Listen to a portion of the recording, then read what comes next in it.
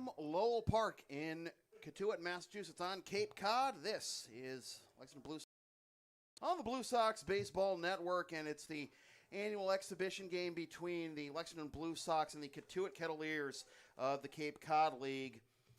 Good afternoon, everybody. Sam Feely here with you, ready to bring you the play-by-play story. The Blue Sox coming off a big season opening win against the Lexington Bulldogs in the Intercity League opener on Thursday night, 11-3. And now they return once again to Lowell Park here in Cotuit, the village of Cotuit in Barnstable, to take on the Cotuit Kettleers, for whom Rick DeAngelis played many moons ago. And Kettleers, of course, managed by Mike Roberts, the father of former Baltimore Orioles second baseman, Major League All-Star Brian Roberts. And it's always a great experience, and this trip was always near and dear to, Pete Frates and Dave Ahern, of course, and the Blue Sox wearing the blue and red top, as they often do, to honor Pete, and one of the most iconic photos ever taken of Pete. That one during the Intercity League Championship Series all those years ago with that great smile of his. And this game honors Pete, of course, but it's also great throwback for Rick, and it's great for the players too, for the Lexington Blue Sox players, because they get to test their mettle against some of the best collegiate talent in America. And the Kettleers taking the field here, and I realize the camera actually froze for just a moment, so I'll just fix that now. There you go. The Kettleers have taken the field in the traditional white jerseys with the pinstripes of Cotuit. Across the front, the maroon letters with the numbers. Our numbers got navy blue caps this year. Blue Sox, again, in the blue and red. Cotuit is sending out Paul-Sean Pasqualato to start this ball game. This game isn't about wins or losses or anything. This is about, camaraderie, baseball brothers, and, testing your mettle against the, iron sharpens iron, especially as far as the Blue Sox are concerned. Paul-Sean Pasqualato, again, the starting pitcher for the Kettleers. He's product of UC Berkeley. And a lot of doubts leading up to this game whether we would be able to play, just because with the weather. You can tell with the cloudiness and the wind whipping around. The rain has picked up from time to time during warm-ups, but we are ready for some baseball, and see how much we can get in before the rain may or may not shorten this game. Jesse McCullough is going to lead things off for the Blue Sox. Had a great game on Thursday night in the ICL opener. Scored a couple of runs as part of that 11-3 victory over the Lexington Bulldogs. I'll give you Pasqualato's stats in a little bit, but the first pitch is outside for ball one. We are underway. First pitch at 1:31 p.m. The temperature at game time, 53 degrees, windy, cloudy, and possibly more rain on the way, but we will see. 1-0, fouled off by McCullough. It's 1-1.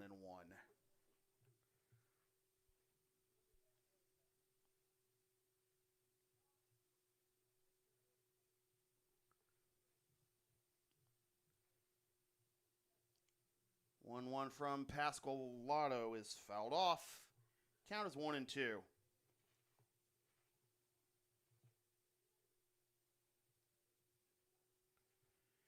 Pasqualato has finished his junior season. He's from Las Vegas, went to Palo Verde High School. That is downstairs 2-2. Missed his entire sophomore season due to injury, but was a freshman All-America selection in 2021.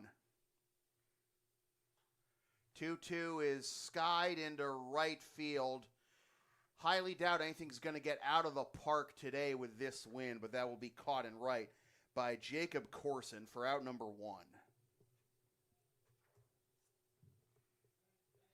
So fly out to right by McCullough to lead off the ball game, and here is the Blue Sox left fielder, Brian Acosta. Just to finish the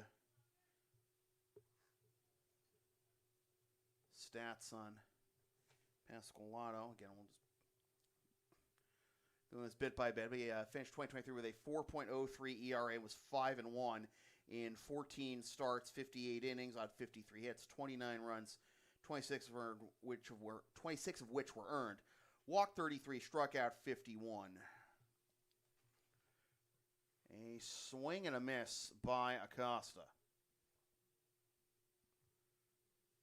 77 on that off-speed pitch by Pasqualato, getting Acosta out in front there. Another swing and miss, another good off-speed pitch, and the count will be 0-2. Acosta coming to the Blue Sox out of the New York Mets organization. He's a Lowell native, and that'll be downstairs for ball one.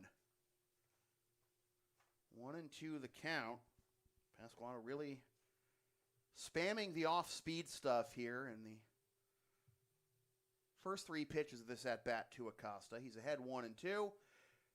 A little more giddy up there, and he got the inside corner for strike three at 92.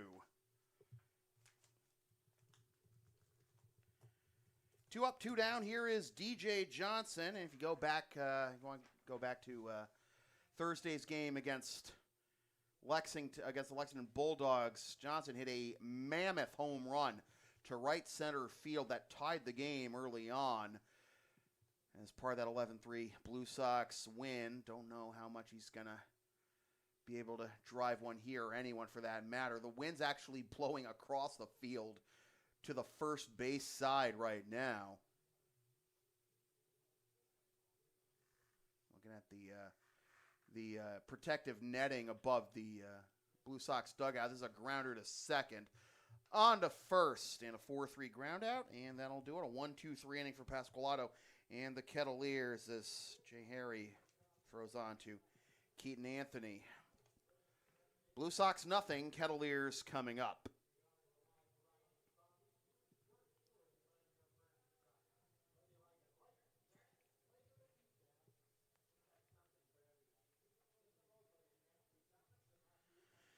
So now we've gotten through the top of the first, 1, 2, 3. We'll give you the full Blue Sox starting line. There will be a number of changes for both teams, because that's the whole point of this exhibition. Think of it like a spring training game in the majors. But Jesse McCall leading off at third, followed by Brian Acosta in left. DJ Johnson is in right. Pat Casserly is at first. Andrew Salim is the DH. Craig Corliss is behind the plate. Henry Flecker is in center. Joe Auger is the extra hitter. Yaler Peguero is at short. Dylan Walsh rounding out the batting order at second. Jack Swarbrick will start the game on the mound for the Blue Sox. Swarbrick out of Emory and Henry, new addition to the roster. Wearing number 24, they usually associate with longtime Blue Sox great Julian Alvarez, who also had a big hit in Thursday's game against the Bulldogs. The Kettleers starting lineup. I bet you've been waiting for that. If you're watching this and you're a Kettleers fan, we appreciate the Kettleers broadcast team giving us a shout out here. If you, they've got the audio feed. We've got the video here, and here's the Kettleers starting lineup. Michael Carrico's leading off behind the plate. Ryan Galney is at third. Brock Rodden is at short. Keaton Anthony is at first. Jacob Sharp is the DH. Irvin Weems is in left. Brett Bateman is in center. Jake Corson is in right. Jay Harry's at second, and Cole Mathis rounds out the lineup.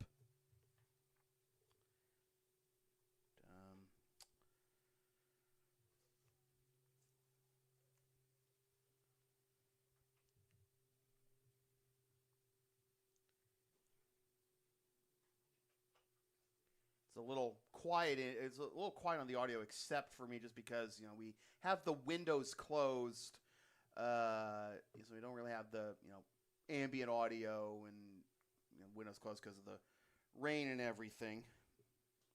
Don't want to get this stuff wet unnecessarily,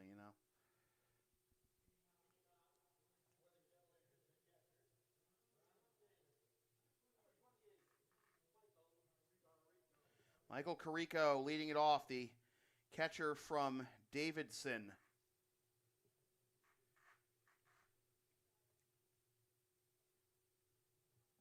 Standing in on the left side, first pitch to him, is fouled off for strike one.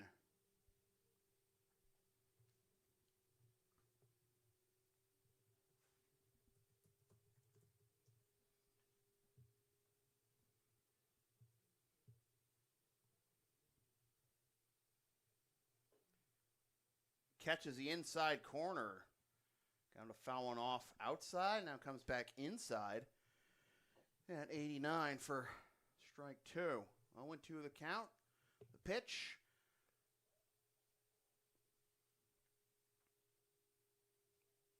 Looks like it was just a foul ball. It remains 0-2. Didn't think he actually got contact with it. Did it hit the handle of the bat? It must have, because he didn't really follow through on it. The 0-2, once again, just missed the outside corner for ball one. Looked good, but didn't get the call. 1-2.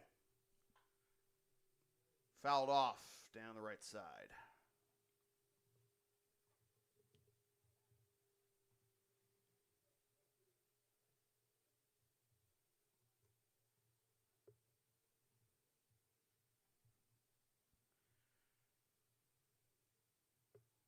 Swarbrick with the 1-2 again.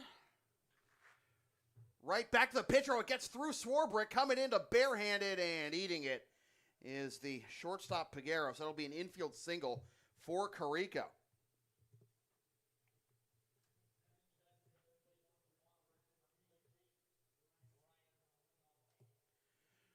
Ryan Galini will bat second here, the third baseman out of Wofford.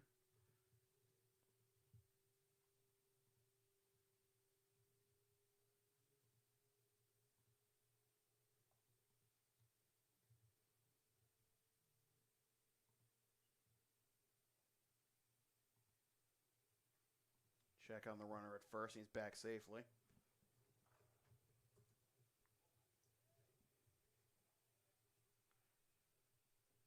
And you might not necessarily be able to hear it on my mic, but wind's strong enough that I can hear it outside the window. So that misses inside for ball one to Galani. I know I've pronounced his name 3 different times already. I'm mad apologies to Ryan's family.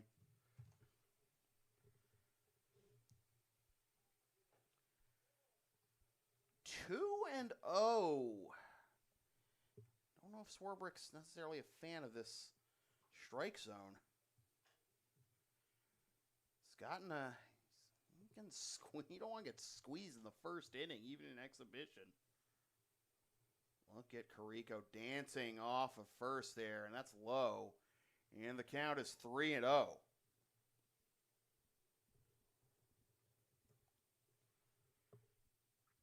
Ryan's out of Mason, Ohio, and played his high school ball at the Ohio High School sports powerhouse Archbishop Moeller. Runner goes. The pitch was ball 4. So no stolen base anyway. It was a 4-pitch walk. Wow. That looked good, but would have been a runner at second anyways. So first and second. Nobody out. And here is Brock Rodden, the shortstop, out of Wichita State.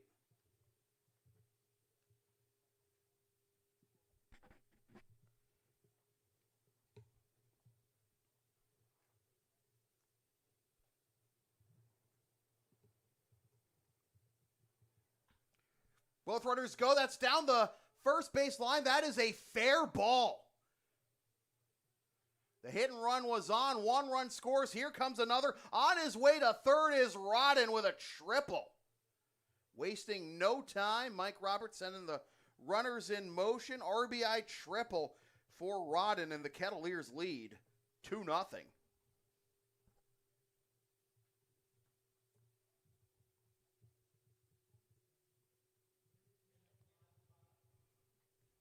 Still nobody out in the inning. Here is Keaton Anthony, the cleanup hitter, the first baseman.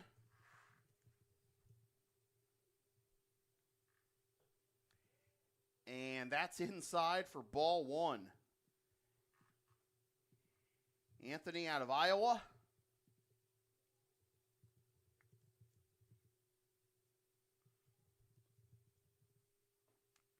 That's on the outside corner, 1-1, and Swarbrick finally able to get back in the strike zone.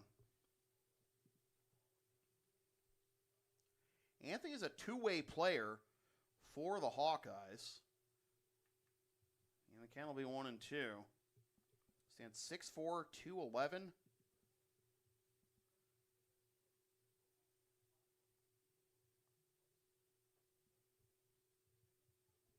Had 5 hits in a game against Penn State on April 29th, which included a home run. And that'll be a swing and a miss. Strike 3, 1 down now as Anthony comes up empty there. And here is the designated hitter, Jacob Sharp. Sharp out of UNLV.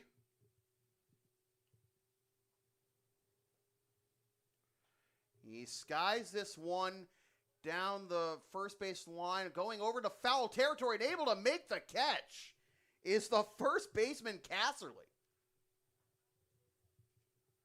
2 down.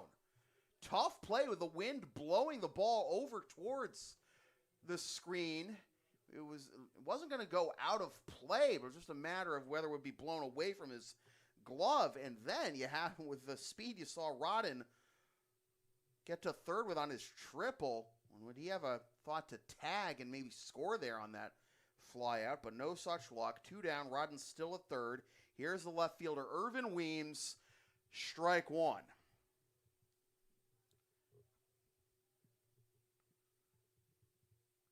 Weems out of San Diego State.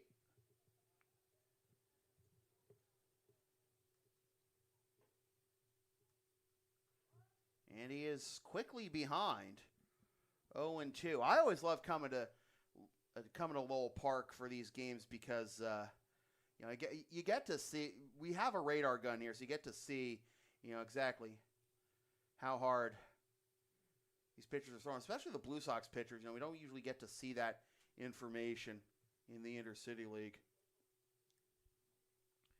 1-2 as that's down and away. Weems just finished his sophomore season at San Diego State. He's another Las Vegas native out of Durango High School. And that was a major gust of wind that just came in here. I could tell with the door swing behind me. So that's inside for 2-2. And maybe bear that Weems didn't swing there, because if he put it in play, it would not travel very far, I think.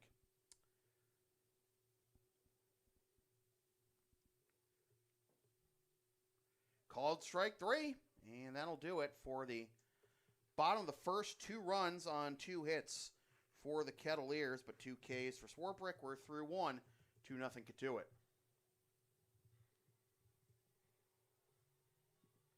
So if you're wondering how many innings we're scheduled for in this exhibition, the answer is it depends. The idea is usually to play 9, but both managers want to get everybody they've got available some action, especially when it comes to the pitchers. And the other factor, of course, is the potential rain later in the day. Just going to finish my thought on Weems' stats. Last year he batted .293 with 8 doubles, 5 homers, 22 RBIs, and on-base percentage of .391 with 17 steals in 46 games. This year in 37 games with the Aztecs, only a .216 hitter, but a .382 on-base percentage. Drew 21 walks, 2 homers, 14 ribbies, and stole 5 bases.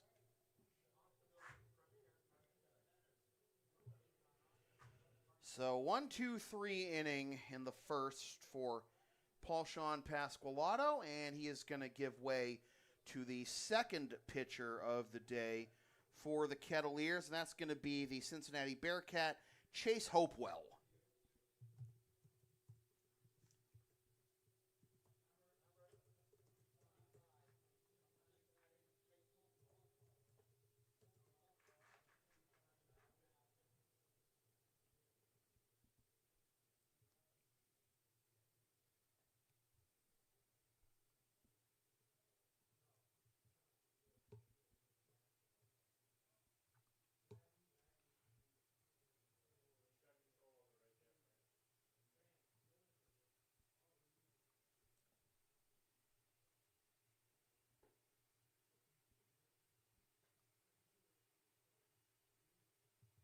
Hopewell stands 6'4", throws from the right side.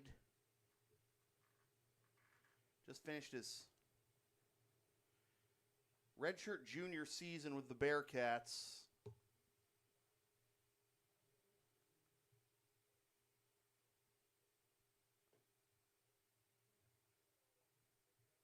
A tune of a 5.79 ERA and a 2-6 record in 15 appearances, all of which were starts.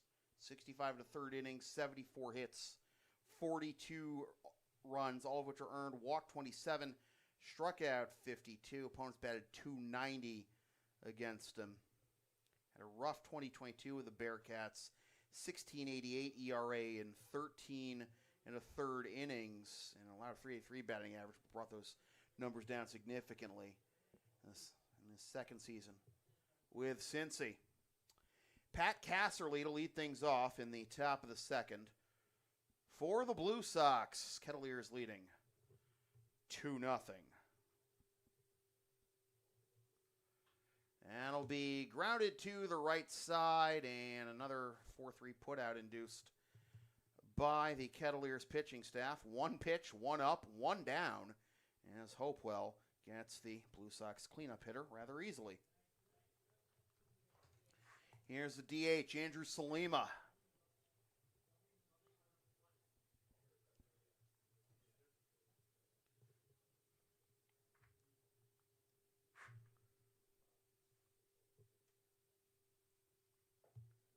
And that'll be in the dirt for ball one. 94 on the gun from Hopewell.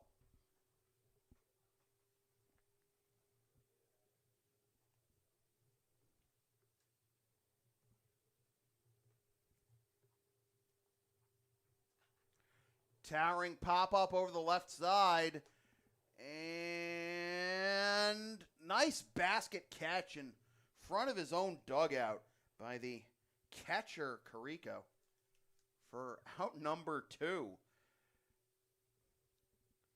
With the wind blowing towards first base, across the field, left to right, you'd like to think that would, push it a little more than it did, but just good tracking there by the catcher. For out number 2, quick start to the inning, 2 up, 2 down. And here's the Blue Sox catcher, Craig Corliss. And he takes high for ball 1. I say it's going to be hard to get one out of here with this wind and this weather, but line drives like the one we saw from Rodden in the last half inning. That's what you got to go for. Either that or you're just going to have to play small ball, which is something both Rick DeAngelis and Mike Roberts are fine with. On the inside corner, 2-1, and Hopewell finally in the count here. After all, the Blue Sox did win an Intercity League championship on a walk-off suicide squeeze by Josue Feliciano. 3-1 the count. 2015, which is the first of a string of 6 consecutive Intercity League championships, plus the Pete Frates Dave Ahern Memorial Cup in the summer of 2020. 7 straight championships overall for the Blue Sox. As that'll be ball 4, and the Blue Sox have their first base runner of the day. Corliss able to work a 2-out walk, and here is Henry Flecker, the center fielder, out of Tufts, making his Blue Sox debut. That was a string of 7 consecutive championships, 6 ICL titles plus the Pete Frates Dave Ahern Cup in 2020. The Blue Sox had already had a string of 5 straight titles before that epic series of battles with the Andre Chiefs from 2011 to actually 2016. The first two championships in that stretch in that streak were against the Chiefs. And that streak snapped by the Middlesex now Sabretooth Expos last year, becoming the first team to defeat the Blue Sox in the ICL Championship Series since 2014, which was the Chiefs. The Blue Sox, in all the years I've worked with them, the only year they didn't make the Intercity League Championship Series was the first year I worked with them, 2006.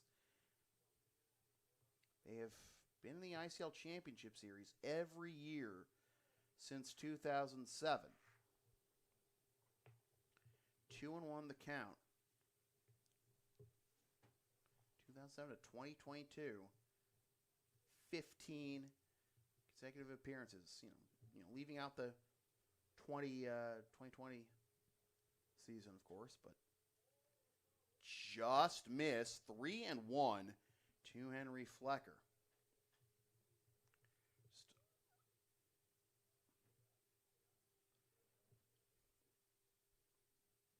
It's just an unbelievable run and a winning culture that Rick DeAngelis has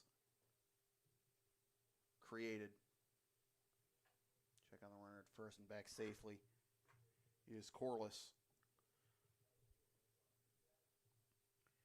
For the Kettleers, last year they got off to a great start, but then hit a speed bump in the middle part of the season. That's swung on and missed.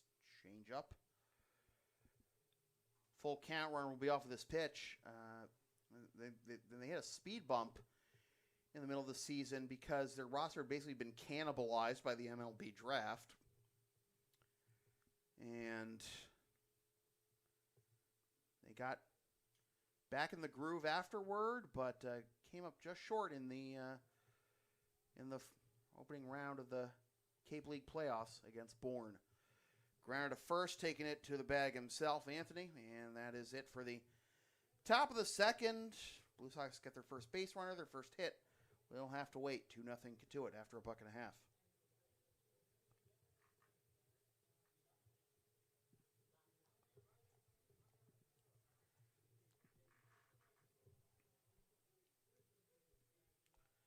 I had alluded to this story during the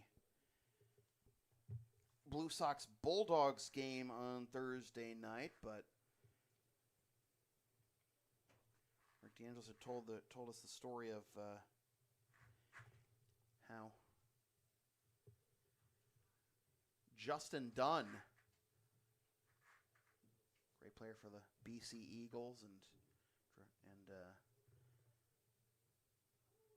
MLB draft pick, played for the Blue Sox for a few weeks several summers ago. Played in this exhibition, in fact, against the Kettleers.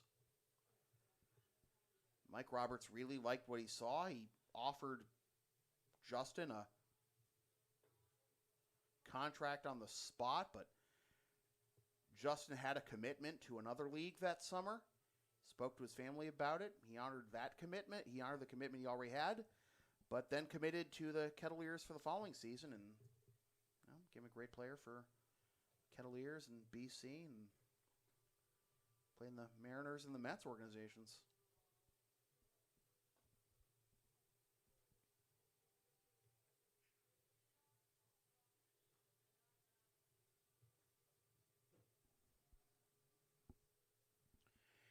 Jack Swarbrick out there for his second inning of work. He will be facing Brett Bateman, Jacob Corson, and Jay Harry here in the bottom of the second.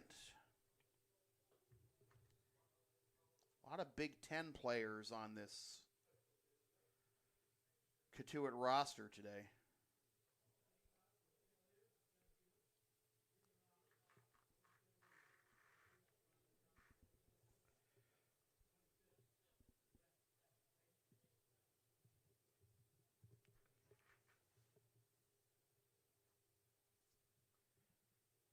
Bateman, the center fielder for the Kettleers. The Golden Gopher takes up and away. Ball one. 2023's junior year for the Golden Gophers /351, 451, 407. As this is skied into left field, it's taken a couple of twists, and the left fielder Acosta was coming in, then lost it, and Peguero able to haul it in for out number 1. Good recovery there. Avoiding disaster for the Blue Sox defense. 1 up, 1 down. Here is Jacob Corson.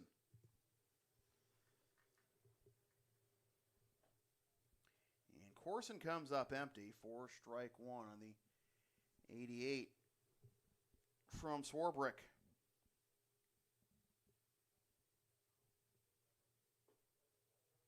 On the outside corner, strike 2. Corson, a product of Bucknell. Starting right field today, as that's down and away for ball 1. He plays left, right, and third for the Bison. This year he /304, 462, 532, and he skies this one to center field. On most other days, that would probably at least get to the fence for extra bases, if not all the way out, but instead it's just a fly out to Flecker in center for out number 2. 2 up, 2 down, and some love there shown between Corliss and Jay Harry, the second baseman for the Kettleers.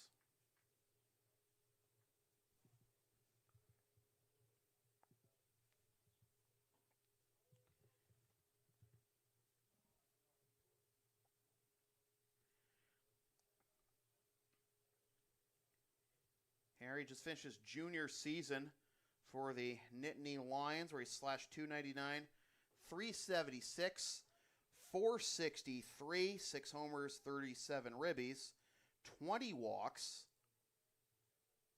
6 steals in 8 attempts. 1-1 the count as the rain begins to pick up again.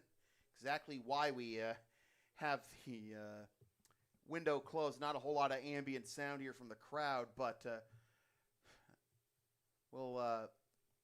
we'll say, though, that smudge you see at the bottom of the picture, that is on the window. It's not any issue with my camera or my computer screen or your computer screen for that matter. So don't you worry about that, folks. 3-1 as the wind continues to blow and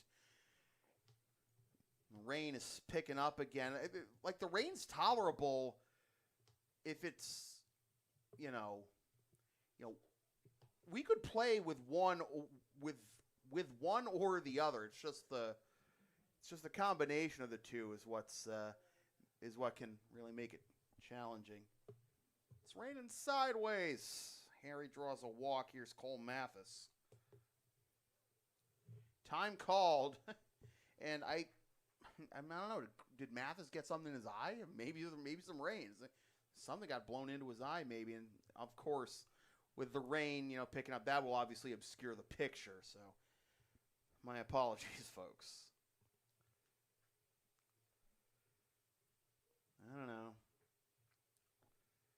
That's downstairs for ball 1. Just glad we have this, instead of, we were at Lexington High. This would all be coming down on top of us. Without the aid of a press box. Throw over to first. And back safely is Harry. 6 steals and 8 attempts on the season. At Penn State for Harry. Another check on the runner at first. He's back safely.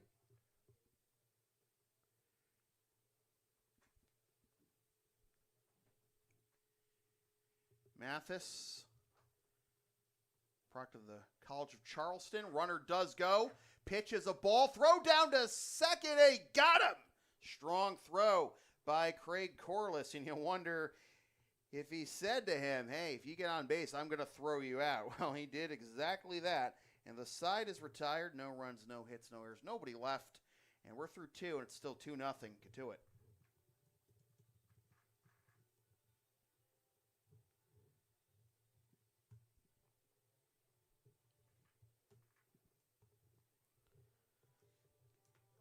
So good bounce back inning there for Swarbrick after the rough first inning, the first 3 men to reach, but he's then retired 5 in a row, walked Harry, but then Harry got caught stealing.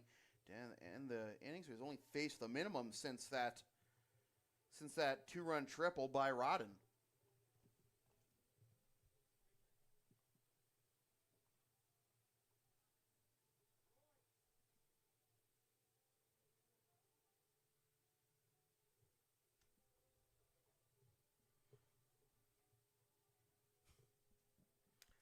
Hi, Mike Roberts. I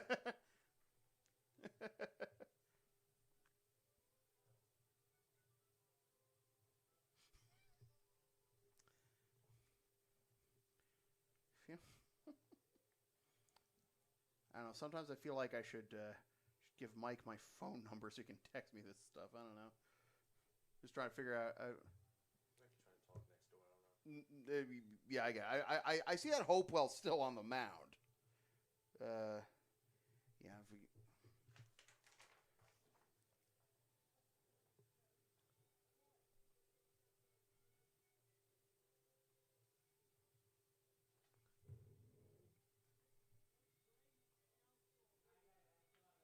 Oh, Brady counts. Okay. Oh. Oh, yeah. Oh, I got it. Oh, yeah. So that wasn't Cole Mathis at all. That was Brady Counsell. All right. So, all right. So Brady Counsell at first now. That was who was batting just now. I was going to say it wasn't 23. It was 22. And it was, in fact, Brady Counsell for Minnesota, out of Minnesota, who was playing, who was batting there. So, yeah. All right, Joe Auger's going to lead things off here in the top of the third for the Blue Sox. Brady Counsell, the son of Milwaukee Brewers manager Craig Counsell. Here's Joe Auger for the Blue Sox. Hopewell back out there for his second inning of work, and that will be just out of the zone for ball one. Not sure in which direction, though. Another off-speed pitch to begin the inning for Hopewell there. Auger checks his swing, but it's a strike, and it's 1-1. The rush of that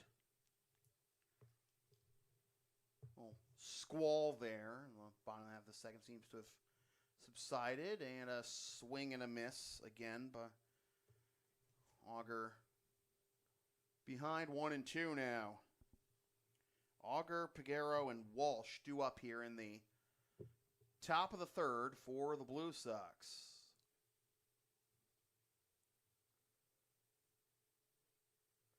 Down and away with a fastball, 92. And the count will be 2-2.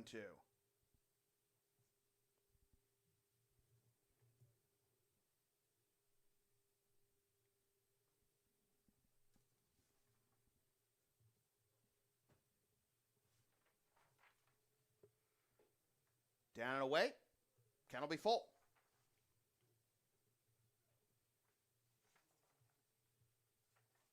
Really do appreciate the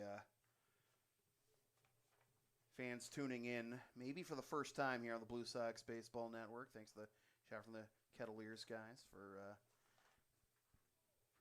letting y'all know we got the video here, as that's a swing and a miss for strike 3. Auger down on strikes for a strikeout for Hopewell. And now we're going to have a change here, it looks like, for the Kettleers, as Mike Roberts is coming out here with Derek McCarley in tow. We'll see how much. I assume it's just going to be just straight up McCarley for Hopewell. We'll make sure of that. And we'll get any other defensive changes that we didn't get already. We'll let you know. But it does look like Counsell at first right now. So it is, in fact, Derek McCarley, the southpaw out of East Tennessee State, to take over on the mound for the Kettleers.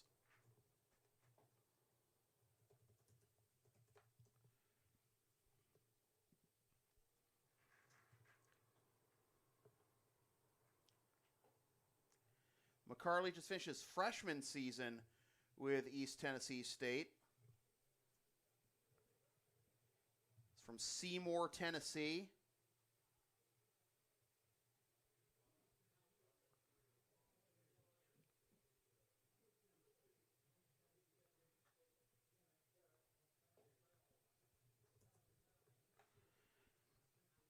McCarley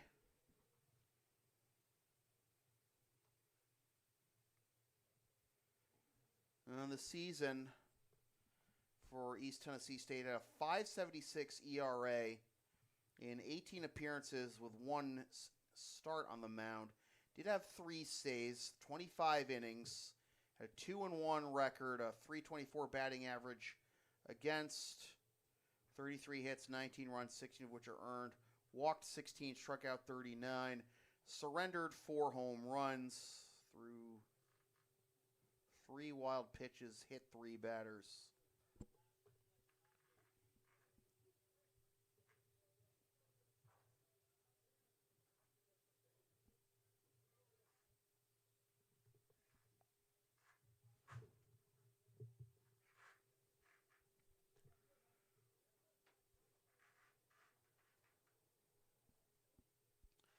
So Yaler Peguero will be the first assignment for the new Kettleers pitcher, the 3rd pitcher of the game for Cotuit.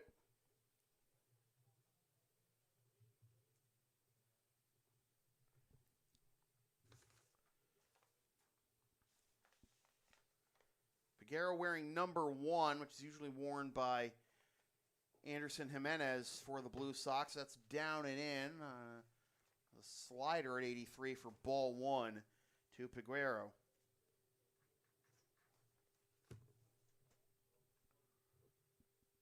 Peguero fouls that one straight back, and the count will be 1-1.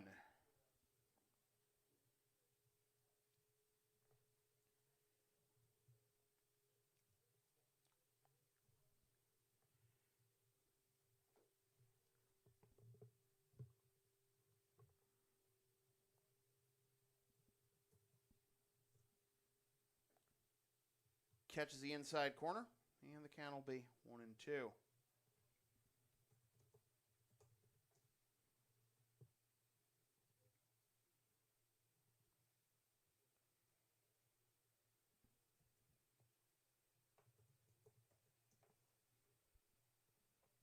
Skips to the backstop.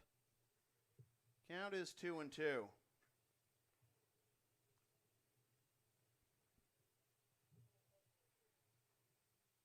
Peguero has played professionally in the Chicago Cubs organization. As that bounces the play, that almost hit him. And Peguero was pointing down to first base. I don't know if you can appeal to the first base umpire and say, hey, did that hit me or anything? But count is full to Peguero. And that's up and in, and Peguero works a walk. Second walk drawn by the Blue Sox. And here's Dylan Walsh.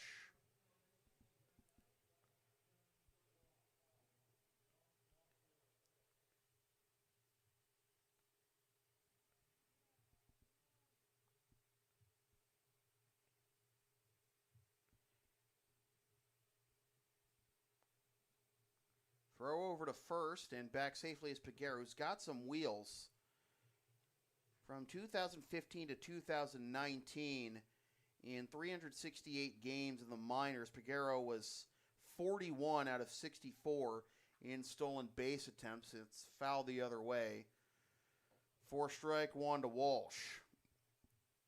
He stole 15 bases in 20 attempts in the DSL in 2015 in 64 games.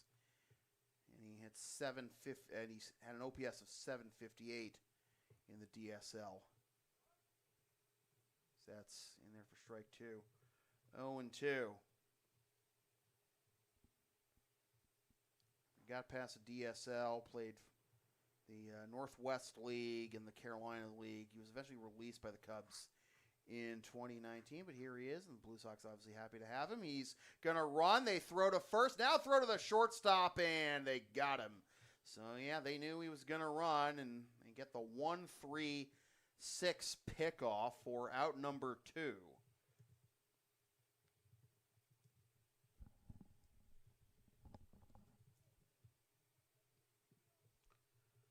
Oh and 2 still the count to Dylan Walsh. And they'll be down away for ball 1.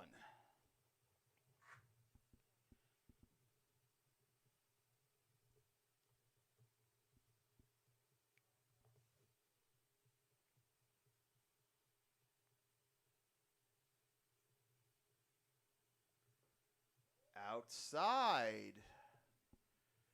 2-2. Trying to get Walsh fishing here a couple of times. Pitches down and away, but not biting there. Up and away from 0-2 to 3-2. Good job here by Walsh to keep the line moving. Keep the at-bat going and not, roll over after the pickoff. And he'll ground this one up the middle, charged by the shortstop on to Counsell for the out that retires the side. So good battle after the pickoff of Peguero, but the Kettleers combined to face the minimum, with Hopewell getting the first out, and then McCarley walking, but then picking off Peguero, and Walsh grounding out. Through 2.5, 2-0, Kettleers.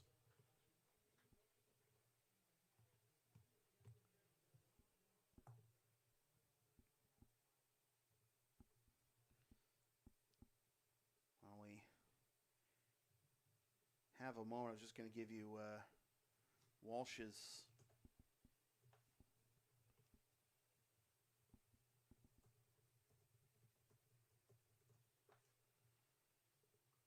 stats. He's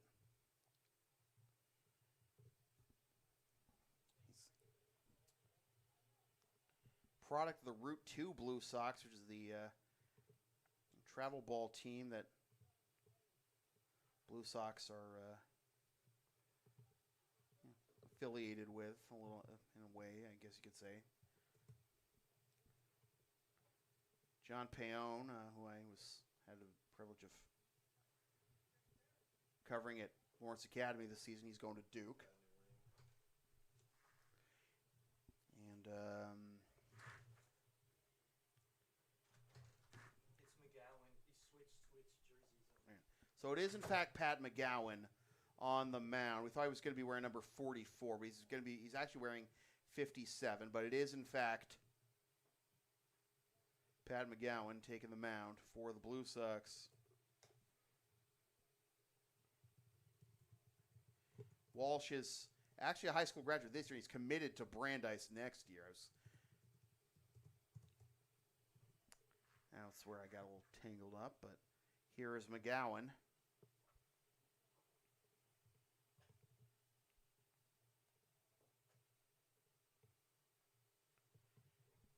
After 2 innings by Swarbrick, facing the minimum after the 2-run triple he allowed to Rodden.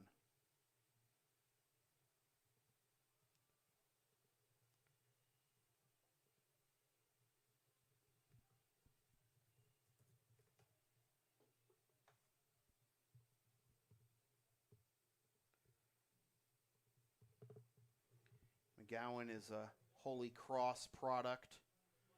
Also went to St. Sebastian's, always a baseball powerhouse in the knapsack.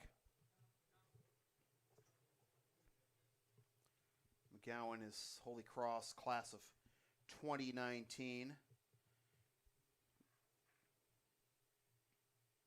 His best year with the Crusaders, 2018, in which he posted a 3.22 ERA, despite only going 2-6 in the wins and loss columns. He had a 3.22 ERA and a 1.046 WHIP. First pitch is a strike to Brady Council.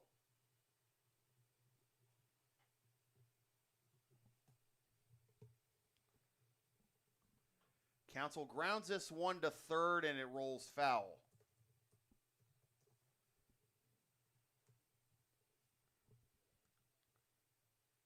Council, the son of Milwaukee Brewers manager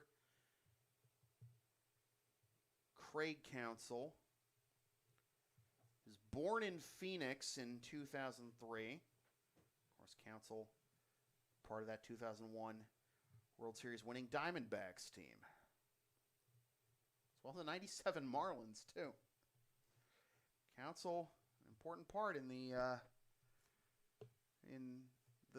World Series, in the two fastest expansion franchises to ever win a World Series. The Marlins when they did in their 5th season, and the Diamondbacks when they did it in their 4th.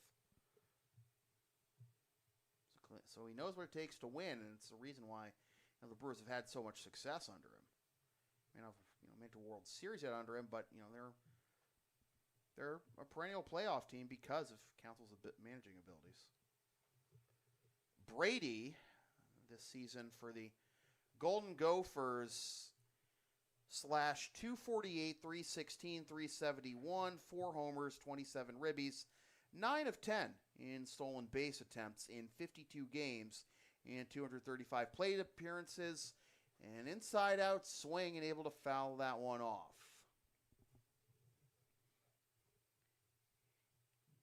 He does not really have the exaggerated batting stance that his dad was so famous for. Dad also batted left-handed, too. Grounder to third, and it's bobbled, and Council is going to reach.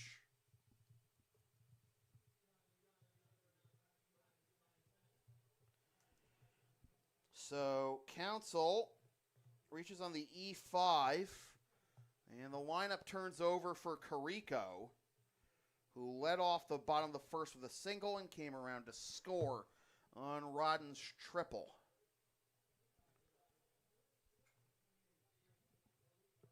Still 2-0 our score.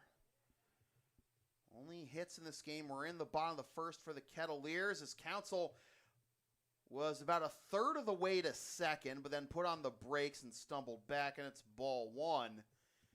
And even with the pitch way outside and in the dirt,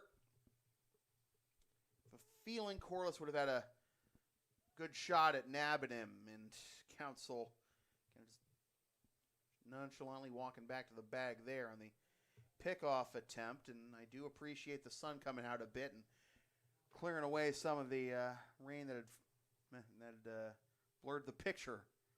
That last gale earlier, squall or whatever you want to call it. Pitch is a strike, throw down to second, not in time. It was off to the third base side of the second base bag, and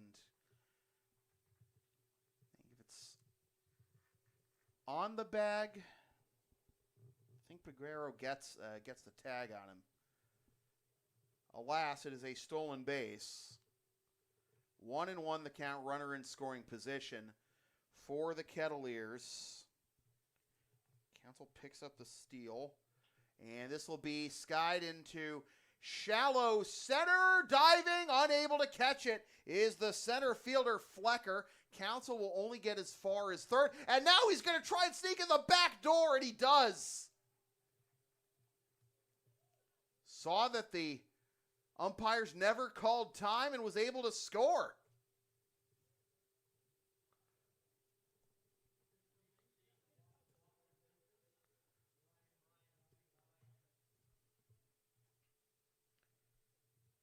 Play to the whistle, or play to you till you hear the umpire call time, right? Carrico's not going to get an RBI for that, but Council will score. It's 3-0.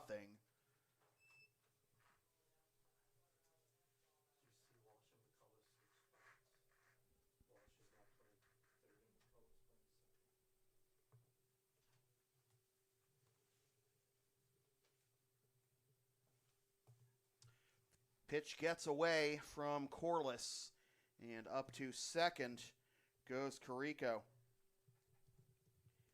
Defensive change for the Blue Sox as McCullough and Walsh have swapped spots at second and third. So Walsh now at third and McCullough now at second. Casserly still at first. 2-0 the count. Still nobody out in the inning.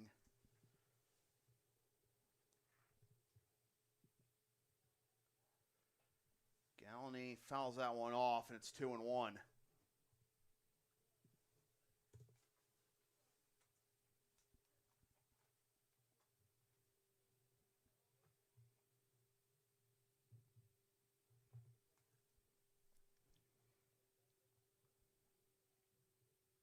And that is the trademark of this Kettleers team under Mike Roberts. That bounces to the plate and goes over towards the backstop and up to third goes Carrico. Heads up base running. You catch the defense napping, you'll win games. So Council came home and a couple of good reads by Carrico. Gets to second and then to third. 3-1 the count. And a swing and a miss. Big pitch there for McGowan. It's now a full count to Galliney.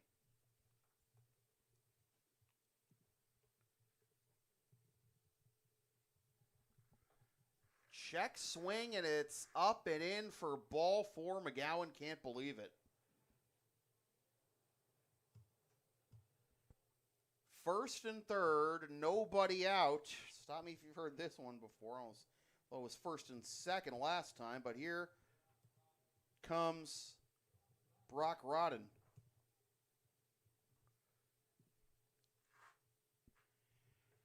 Two-run triple his last time up, and kind of this, same weather too, with the wind howling. He was able to lace one down the line. First pitch swinging. This one he takes in the dirt, and Galliney's going to be able to get up to second. So second and third, nobody out. A 1-0 count to Rodden, and here comes Rick DeAngelis, and he's bringing the whole infield in. See how they're going to play around this superstar shocker. Brock Rodden out of Wichita State.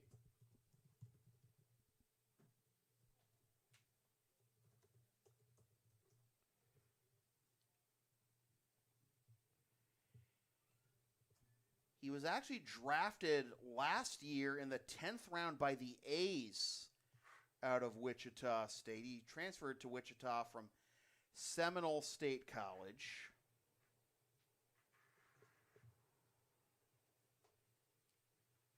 Played for the Orleans Firebirds in the Cape League last year. This season for Wichita State, this is actually a good way of, this is actually a huge way for Brock betting on himself, because he was drafted the 10th round by the A's after in 2022 slashing 338, 441, 653. Drafted by the A's, goes back to Wichita State this season, 371, 474, 701. It's an 1175 OPS. And that pops off of Corliss's mitt, but no advance by the runners. And the count is 2-0. Oh, by the way, this season he also had 12 steals and 15 attempts. 17 home runs as well, with 64 RBIs. More walks than strikeouts, 39 to 26. And that's after he had more walks than strikeouts last year, 39 to 37. So you can see why he wanted to bet on himself, re-enter, go back to Wichita State for one more year and see if he could be any better. And dear reader, he was.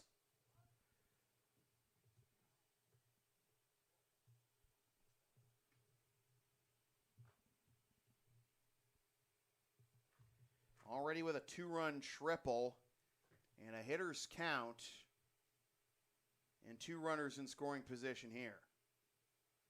He laces this one to the right side out of the reach of the second baseman, McCullough. 1 run will score.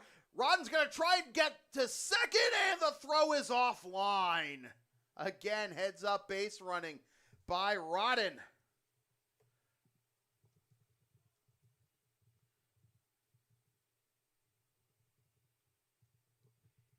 He takes second while Galaney holds at third. Carrico scores 3 RBIs on the day for Brock Rodden.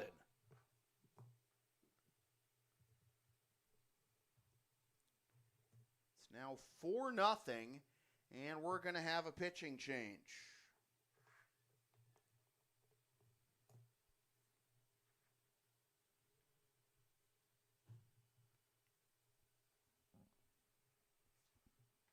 I believe we've got Robbie Cobb out there. Yep.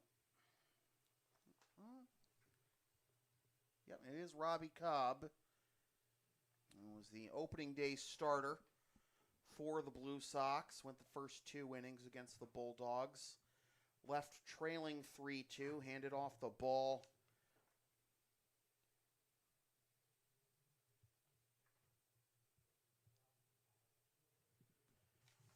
to Chris Wannett, and Wannett only got a first pitch broken bat comebacker double play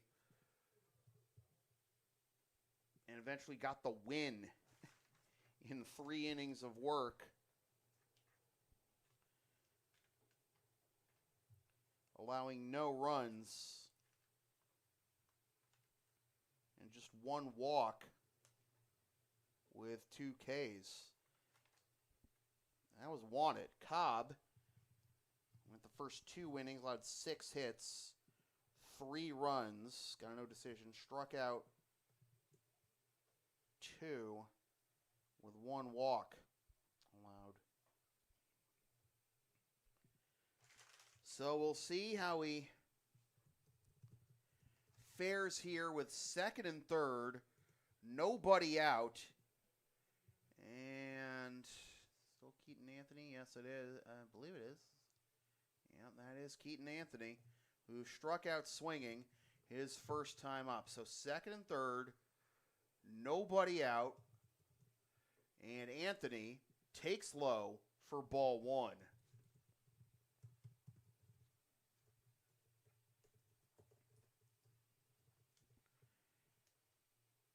Anthony this season for the Hawkeyes as he comes up empty.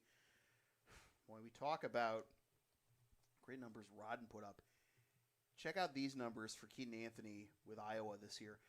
/389, 505, 701, 22 doubles, 9 homers, 38 ribbies.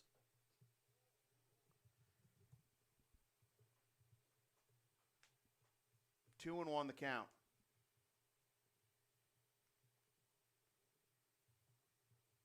He actually played in 11 fewer games this year than he did last year for Iowa.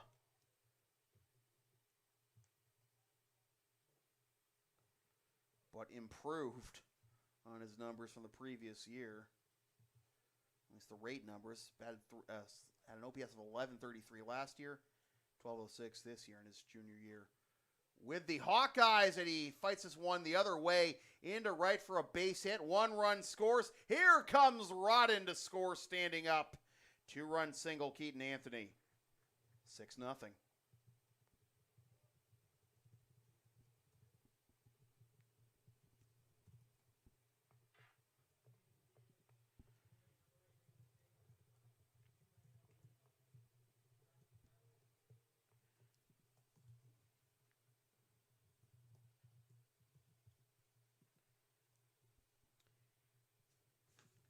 Jacob Sharp to the plate, takes strike 1. For those of you who are watching Blue Sox, watching the Lexington Blue Sox for the first time, if you're wondering about the Intercity League, it's a summer amateur league in the Boston area, as that's upstairs for ball one. It's a mix of current high schoolers, usually like juniors or seniors in high school, but mostly current college players and players who are just out of college, but also some players who have professional experience. Mentioned Yaler Peguero, who played in the Cubs organization before coming to the Blue Sox, and counts 1 and 2. Sharp popped up to first his first time up. The Intercity League has been in operation since, I believe, 1960, but it's not the oldest such league in the Boston area. It's not the only such league in the Boston area either. There's the Boston Park League, which has been around for about 100 years now. The Yawkey League. Wins getting a hold of this one on the infield and gets out of the reach of the third baseman Walsh, and everyone's gonna reach safely. Yeah, it's a tough break there for the defense. You got the wind, carrying the ball at every direction imaginable. And unfortunately for the Blue Sox, despite the best efforts of Walsh, it landed just out of the reach of his glove. Can't really give him an error on that one with this win. So that's going to be a single, infield single for Sharp. Anthony's up to second. And here is Irvin Weems for the second time, looking to redeem himself after going down looking to end the bottom of the first. 4 runs home here in the bottom of the third for the Kettleers to make it 6-0. And Weems takes upstairs, ball 1. And there's been a number of players who have left the professional ranks that come to the Intercity League, but it can also be a stepping stone for players in high school or in the early years of college to get to the Cape League or the NECBL or other collegiate leagues.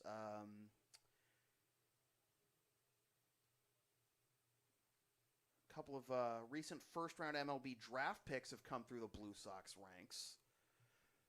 Chris Shaw, who played for Boston College, then was drafted in the first round by the San Francisco Giants, and then he eventually made the big league roster a couple of years after that. Sal Frelick played for BC and then was drafted in the first round by the Milwaukee Brewers, as that is into left field, diving to try and stop it as Acosta gets past him for a base hit. 1 run scores to third.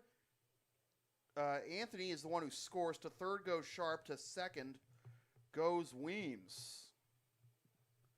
And it is 7-0 as the rain begins to intensify again. 7-0 our score. Still nobody out in the inning, by the way.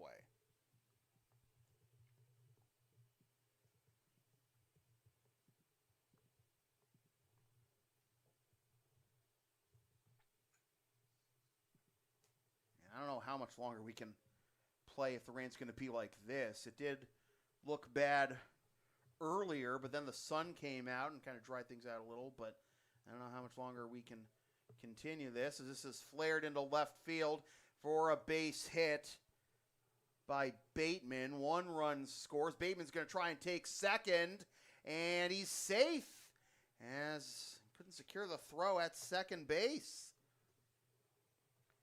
8-0. And Sharp scores. Weems to third, and Bateman with a single in the advance on throw.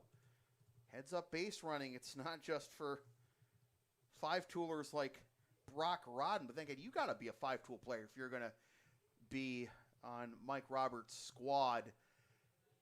And you also got to be able to lay down a bunt too and play small ball and everything. These taking the extra base when you see that window will pay dividends in the end. 1-0 the count.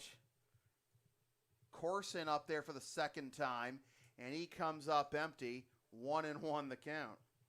Yeah, like I said, Sal Frelick also played for the Lexington Blue Sox, Played at BC, drafted in the first round by the Brewers a couple of years ago. Absolutely tore up the minors, all 3 levels last year, but is currently on the IL with a separated shoulder that he suffered in April. As that is caught at short by Peguero for the first out of the inning. And I just realized that I'm also typing this stuff into the score bug on Cotuit's side. It may feel like it's 81,000 to nothing, but it's only 8-0. So Corson is 0 for 2, and here is Jay Harry, Nittany Lion, who walked his last time up, but then was caught stealing to end the bottom of the second, and that misses for ball 1. Another fun fact about Sal Frelick, for those of you who are tuning into a Blue Sox broadcast for the first time, Sal, as that is on the outside corner for strike 1-1-1. Sal was actually the Gatorade State Player of the Year in Massachusetts for football, and he was offered both football and baseball scholarships by Boston College, but elected to stick with baseball. Caught on the run in left field by Acosta, who rifles it back into the infield to freeze that runner at third, 2 down.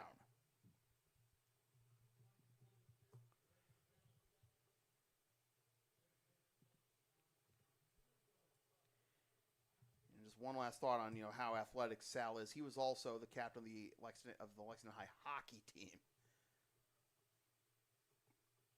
Playing multiple sports in high school will benefit you, kids. You don't have to focus on just one. 0-1 the count. Brady Council started this inning reaching on an error by the third baseman Walsh.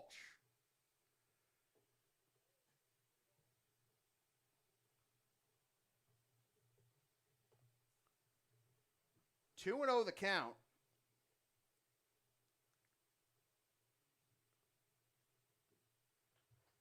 That'll be fouled off. 2-1.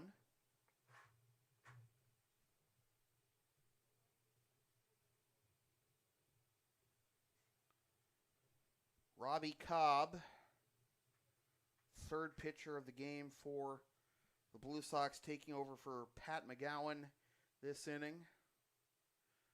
Quick pitch, misses up and in. The count is 3-1. The leadoff spot in the Cotuit order is on deck.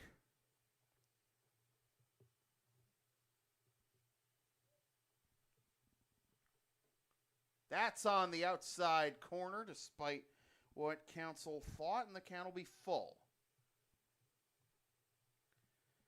So, with second and third, this being a full count, runners won't be going, but see what Council's got in him here. He pops this one up, fouling out of play. Sun coming out again, but we'll see if the wind and the rain will also cooperate.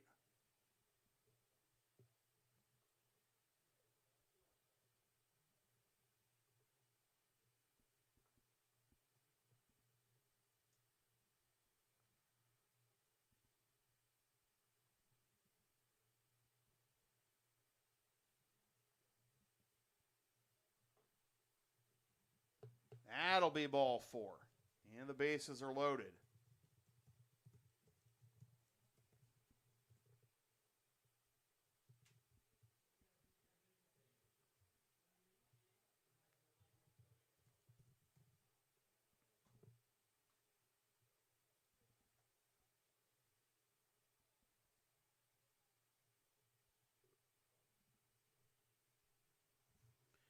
Carrico to bat for the third time, the second time in this inning, and strike 1 to the Kettleers catcher, 2 for 2. 2 singles, 2 runs scored.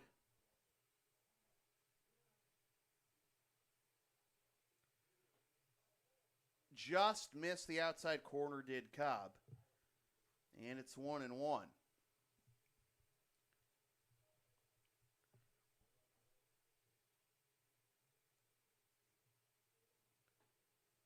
2-1. So while the level of competition may be different between the Cape League and the Intercity League, like I said earlier, iron sharpens iron, and for the Blue Sox, if they want to reclaim the Intercity League Championship this year, you know, exhibitions like these are great for that. For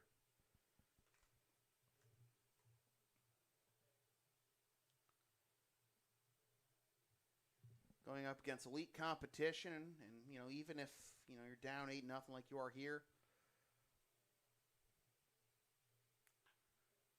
Nice catch at first base, and that'll retire the side. Casserly able to haul in the sinking line drive, but you know, you get your work in, you get your reps in against top tier talent. And then when you go back to face the rest of the Intercity League, and you can say, hey, you know, we've seen this, and we can beat you. That's the way you got to look at it. If you're on the Blue Sox side, you know. If you're on the Kettleers side, you look at the Blue Sox and say, hey, these guys, you know, they dominate their league, you know, and you know, this is, you know, we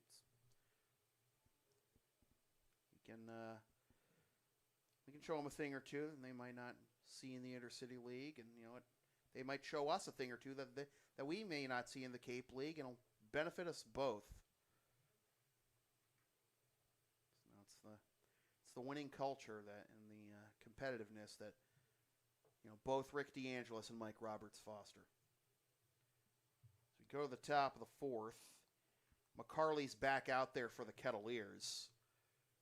Yeah, I know you can't tell with the rain in the window and everything, but trust me. As far as I'm concerned, it's better than the alternative. Because you don't need. I don't need this. I don't need this rain, you know, coming in from. I don't need this rain, you know, coming in on the equipment. Shane doesn't need this stuff coming in on his computer, right? Shane's writing this up for the Kettleers website, or the Cape League website, or for the Kettleers website. All right. And then of course you got the broadcasters over on the other side of the building on Mixler for the Kettleers. We were thinking of maybe doing like a kind of a merry-go-round, having them call the game on have them call an inning here. I would call an inning with them over there or something like that. But kind of close quarters in each of these rooms, anyways. So we appreciate the Kettleers shouting us out, and here we go to the top of the fourth.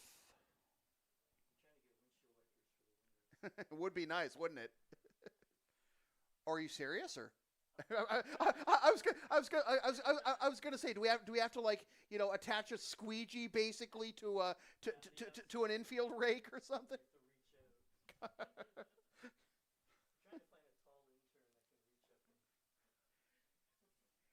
You find an intern that tall. They should be interning here. They should be playing Division I basketball, not baseball. There should only be one error for us. Our GM intern is like 6'6". Still not tall enough, I think. Where's George Murasan when you need him? Three interns in a trench coat. One up, one down. We got changes, don't we? That was Bobby Hardy who just struck out, I believe, right? 56 was, yeah. So that was Bobby Hardy who just struck out. This should be Ernie Little batting now. 48. Yep, check swing. It looks like he went around. It's 0-1. Ernie Little out of Wesleyan.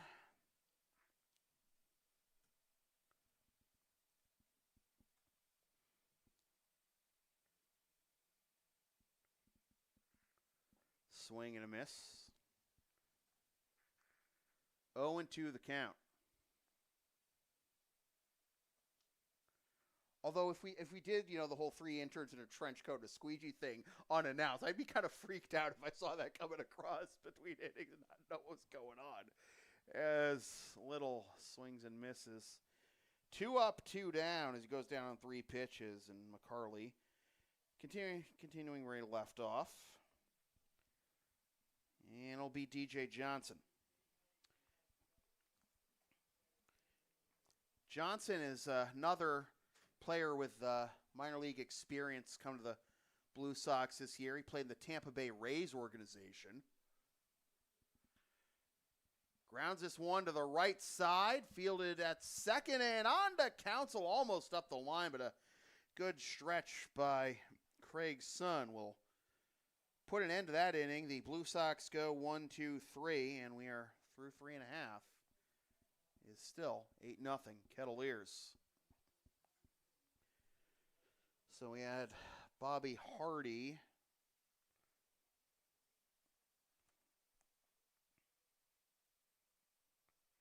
Pinch hit there. To lead off the inning then was Ernie Little.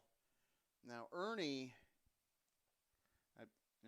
listed as an infielder and Bobby's listed as an outfielder. So with them pinch hitting for McCullough and Acosta respectively. We'll see if they're just going to go into spots they were. We'll make sure. Peguero's still at short, it looks like.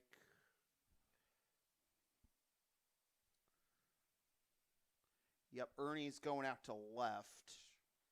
So, did I get that right? Yeah. No, Ernie going out to left. He usually an infielder. We see at second. Is that 56? At second?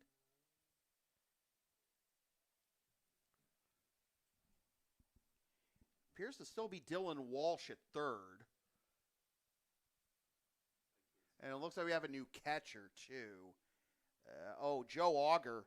Okay, so Joe Auger, who was the extra hitter, is now the catcher.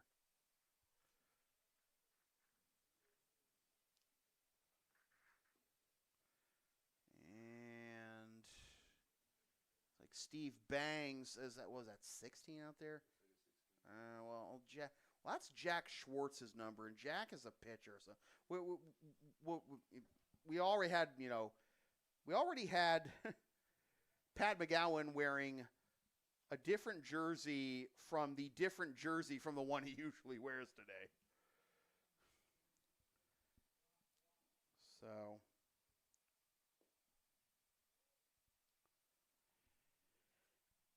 Steve Bangs on the mound now for the Blue Sox, and the count is 1-0 as we go to the bottom of the fourth.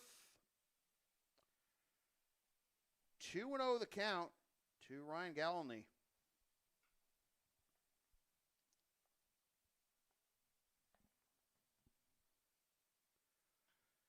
Grounder to the left side. Nice backhand, even with the bobble. Throw on to first, not in time.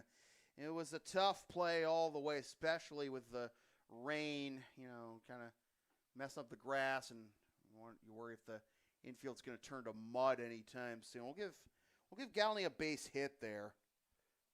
Don't want to give Yaler a error on that play.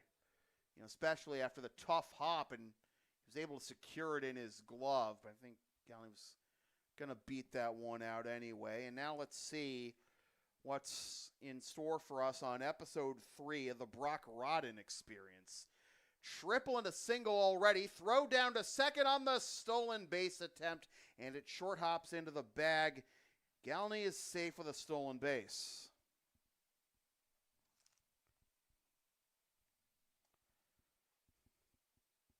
You'll have to trust me on this one, folks. I know about the rate of the window. Runner goes for third, and Rodden just fouls that one off. The count is 1-1.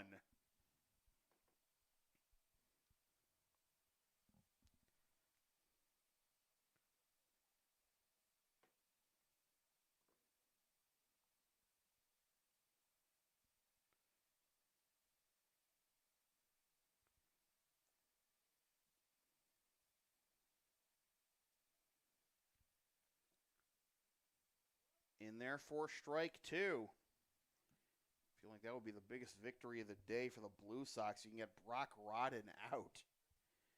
Considering the chaos he has caused his first 2 times at bat.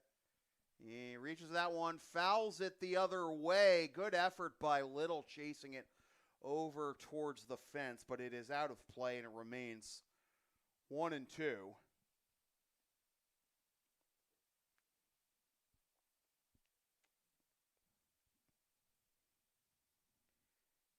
Get the windshield wipers, get the defoggers, anything. 1-2. Runner goes again. Throw down to third, and it short hops into third. Stolen base. Again for Gallany. 2-2 the count now to Rodden. Auger unsuccessful trying to throw out runners the first couple of times, but Bang's able to get Rodden fishing. You know, knowing the talent we've seen here today from Rodden and knowing the numbers he put up at Wichita State, if Rodden ever makes it to the big leagues and if he has half the impact there that he had for the Shockers, Steve Bangs can hang his hat on the fact that he struck out a real good major league player if it pans out that way for Rodden. But one down, 0-1 the count now to Keaton Anthony, who fouls that one off, and it's 0-2. Bangs, product of Franklin Pierce.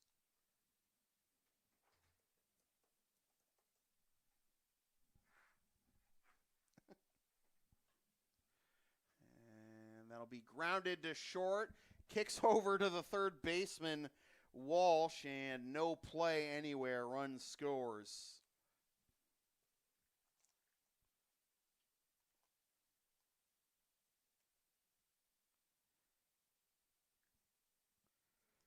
Nine nothing. That ball, getting slick.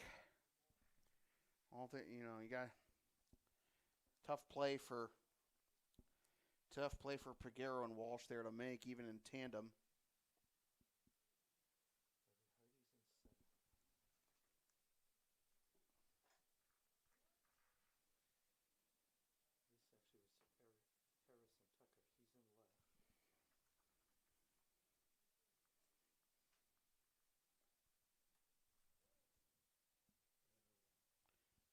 Joe's behind the plate. Joe's behind the plate, right? Brendan Walsh is now in right, but I don't think he's in DJ's spot. Okay. I would, for right now, just put him in third, but Mm-hmm. I didn't ask you. All right, gotcha. And Salima's playing first. Okay. So Brendan and Wright in. So I guess is. I put him in Corliss. Mm-hmm. I don't know what he's. All right. Well, we'll figure it out.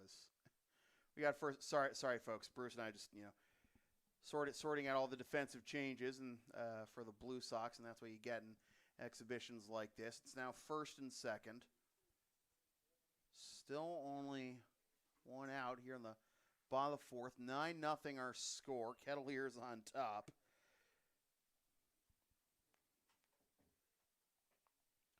And Irvin Weems to the plate. And he grounds this one to the right side. Taking it to the bag is Salima. Tries to get the runner at second. They would have had to tag him anyway after Salima got the out at first. So the force is no longer on at that point. Salima's momentum carrying him to the first base bag. That was all he could get. Couldn't go to second first. So Weems is retired. It's now second and third for Bateman. As that'll be fouled off for strike one to Bateman. 1 for 2 with a single his last time up.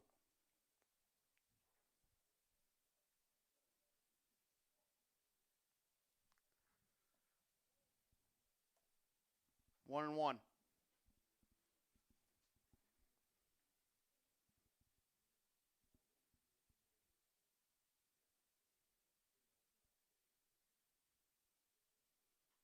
Fouled off. 1-2 the count.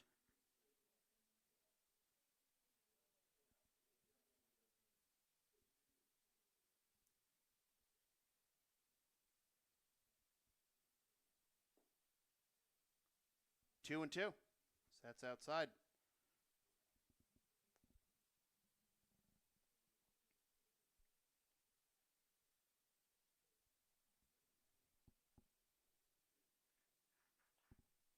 Popped up. Fouling out of play.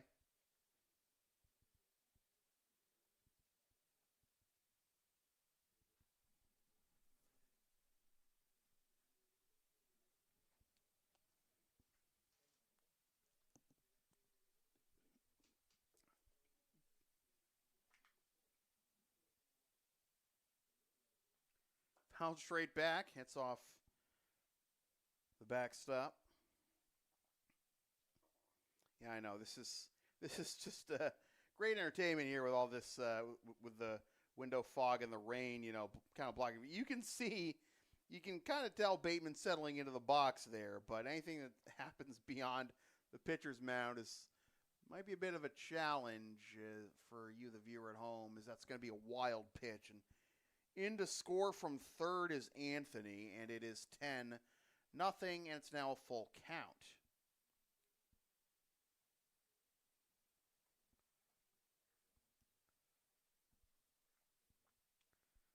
I don't know if there's maybe a different angle I can position the camera here on the box. We'll try. You can try that between innings,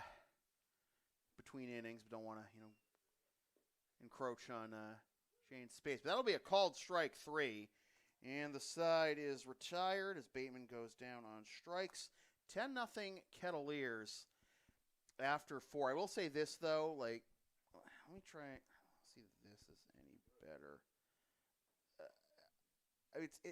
It's less obscured further down on the window, and just trying to figure out. I don't know.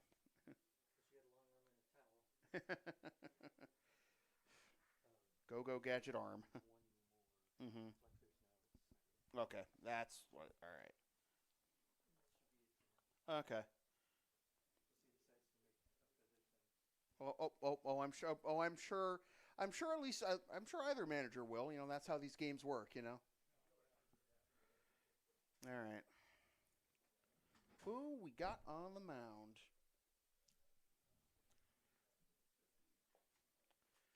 So, new pitcher is going to be Jackson Emis from my dad's alma mater, Princeton.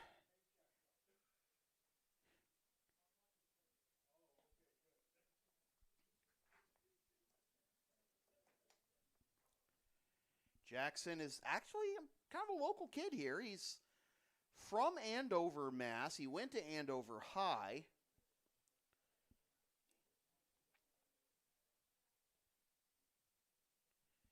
Played for Hyannis in the Cape League last year and was really good in 13 games, 17 innings, a .53 ERA. Allowed 11 hits, 4 runs, only one of which earned 1 home run, 7 walks to 21 strikeouts for a whip of 1.059 and struck out 11.1 batters per 9 innings.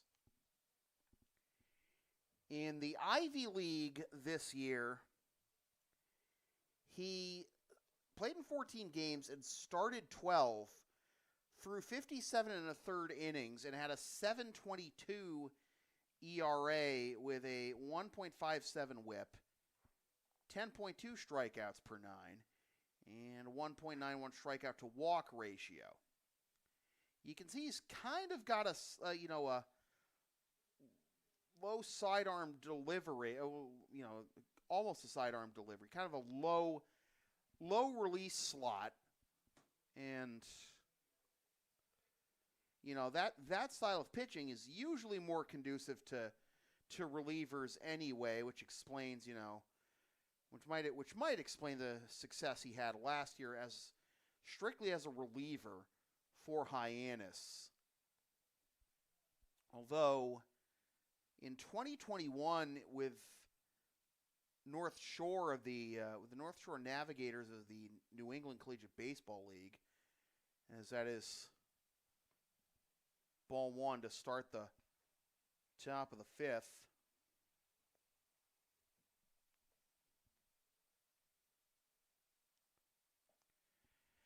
Swing and a miss.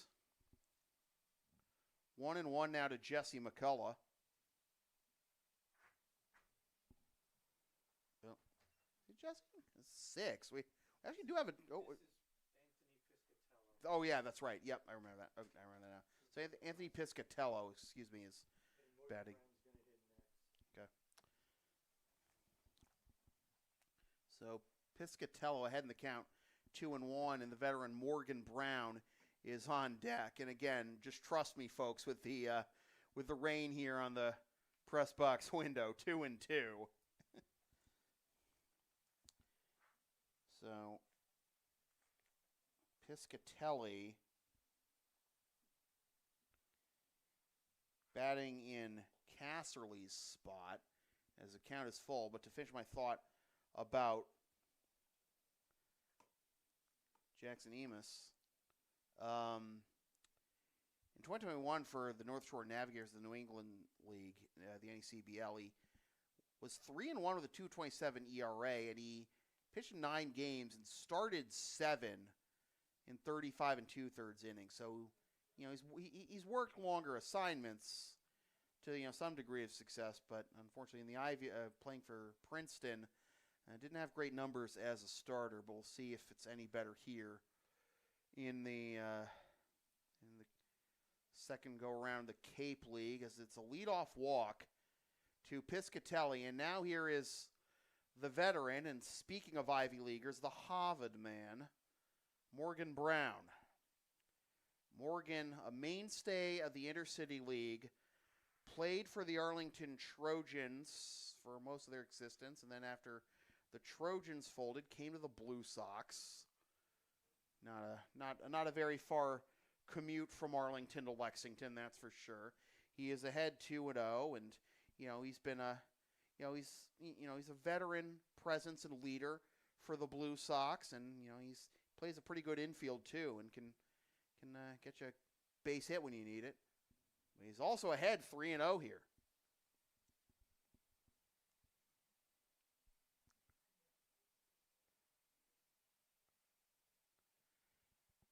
Brown came to the Blue Sox in 2018.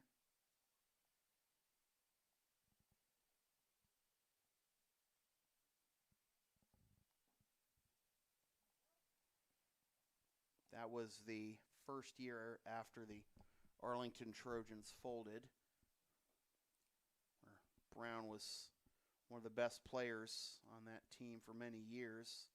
The team was never really very good in all their years in the Intercity League.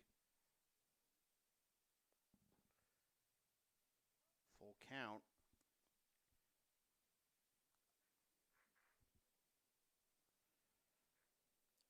Morgan, in his career with the Trojans, was a .275 hitter with 52 ribbies, 149 hits in 542 games, in 542 at-bats, 185 games, and that'll be a called strike 3, despite what he felt of where that pitch was. 1 down now. Morgan's best season with the Trojans was in 2011. She had an OPS of .769 with 3 doubles, 2 triples, and a 13 ribbies, a career high for him with the Trojans.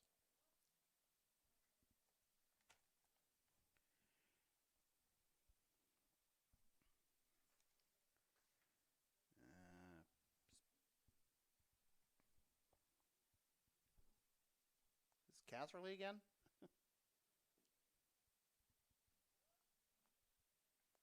Oh, and 2. Yeah, I know. Who can tell from this angle, right?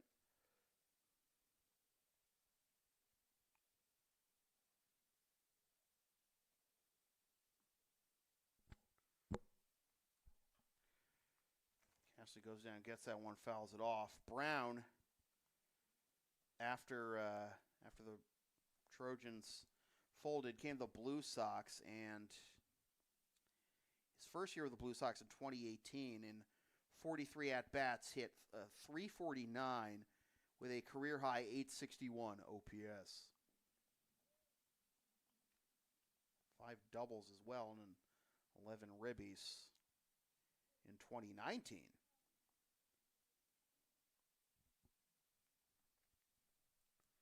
One and two the count now.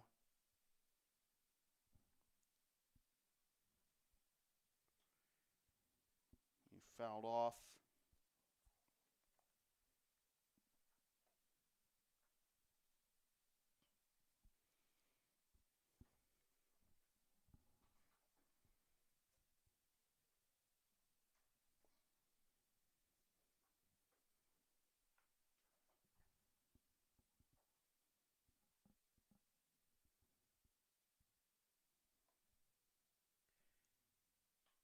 Grounder to second, fielded there. Flip to the shortstop for one. On to first. And up the line, out of the reach of Counsell. 2 down, runner at first. And Henry Flecker to bat.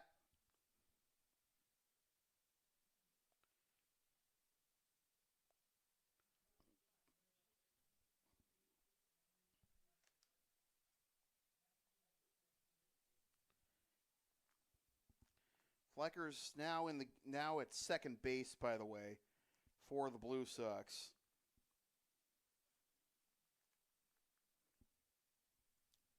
Started the game in center.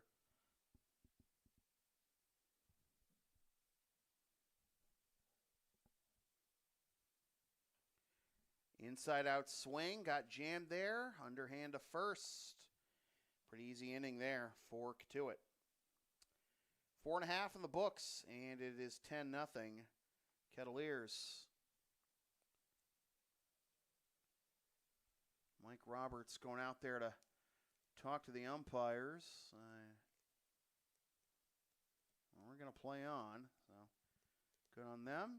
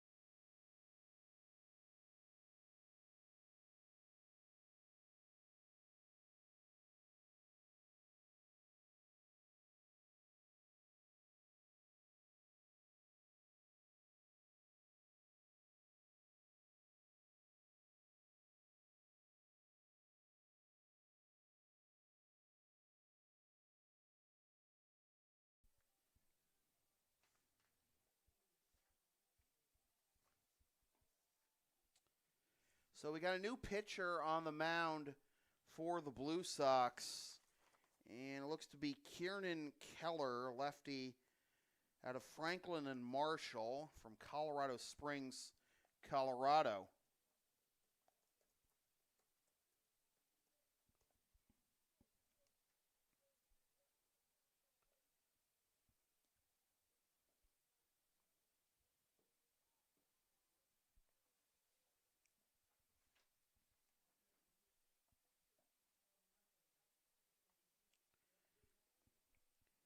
Keller just finished his freshman year at Franklin and Marshall, and he's familiar with the New England area. At least he went to Deerfield Academy, and in 10 appearances and 12 1/3 innings for Franklin Marshall this season was 2-0 with a 9.49 ERA and 12 strikeouts in 12 and a third innings. He's got the pitcher, right? Casserly is now catching. Auger is now at first. And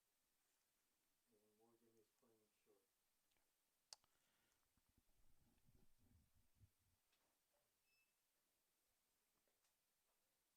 at short. So, the latest round of changes for the Blue Sox got Morgan Brown now at shortstop. Joe Auger is now at first. And Pat Casserly is behind the plate, along with Keller on the mound. And again, not much I could do right now about the window, folks. Unfortunately, I try to at least open the window, but I can tell that the wind's still blowing, and don't want to get our stuff wet. Neither my stuff or Shane's stuff or anyone else might come in here. As count is 3-0 to Jacob Corson, who is 0 for 2, with a fly out to center and a pop up to short, and he takes ball 4 for a leadoff 4-pitch walk.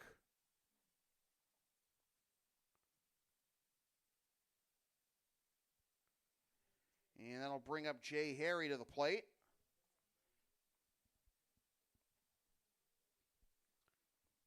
Harry walked his first time up and then flew out to right.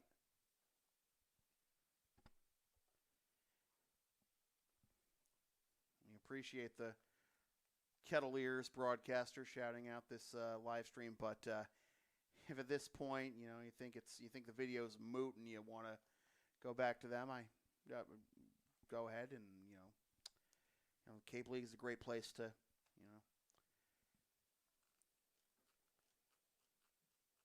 get your experience as a college ball player and also as a broadcaster too. A lot of people who intern in the media departments of the various Cape League teams, and also at any collegiate summer league. This is great for building your resume when you want to get into sports broadcasting or other forms of journalism, as that's off the end of the bat into left field. That'll drop for a base hit. I think that sunk a lot more quickly than the left fielder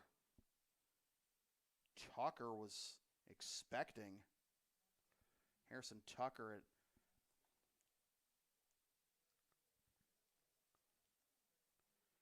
left field now, and here is Brady Counsell for the third time. Throw down to second, and Harry's got a stolen base. Corson still at third. 1-0 the count. 2 runners in scoring position for Brady Counsell.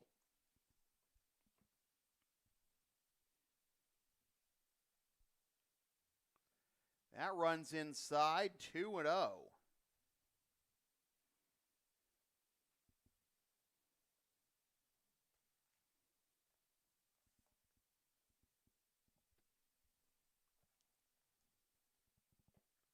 Three and 0. Fastball. Pitch up and in at 76.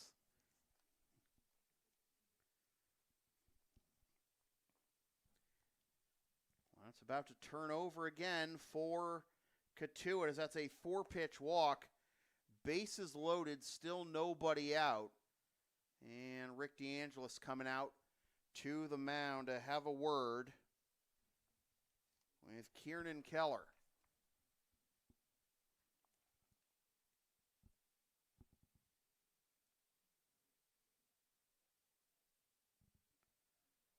Doesn't look like anyone coming in from the Blue Sox bullpen. So this is Keller's battle. This is his batter to work with.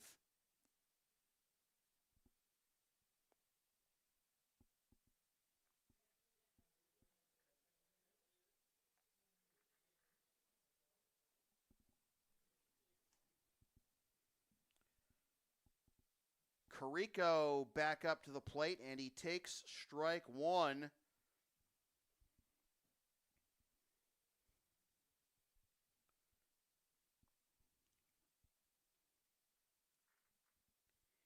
Each of the first 5 batters in the Kettleers lineup has reached base at least twice, and that ball took a turn into foul territory and then back into fair territory and then fielded smartly by Keller and then steps on the home plate to get the force at home for out number 1.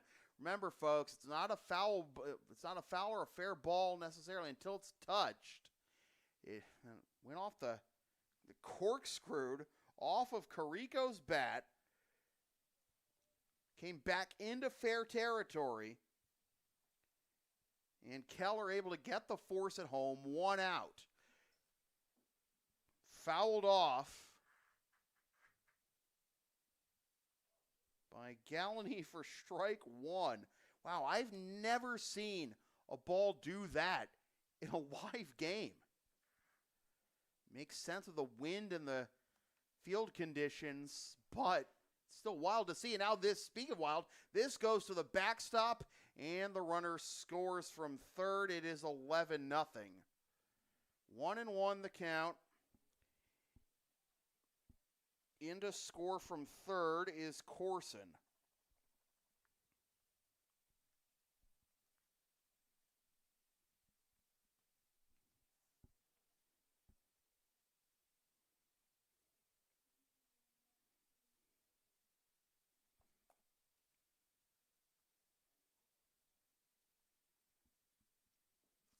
On the outside corner, strike 2, 1-2.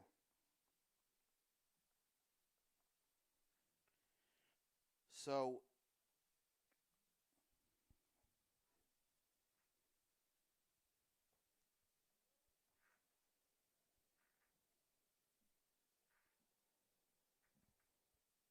I misspoke. Corson was the one who got out on the fielder's choice. It was Harry who scored. Count is 2-2. It's Council at third, Carrico at second, and that'll be fouled off by Gallahney. So Corson, who began the inning reaching on the walk, is forced out on that fielder's choice. The one unassisted fielder's choice where Carrico reaches first. Harry just scored on that wild pitch. Council's now at third, Carrico at second. 2-2 the count to Gallahney. Full count as that pitch is in the dirt. 11-0 our score. Kettleers on top. Brock Rodden's turn at bat is due next. Fouled off the other way.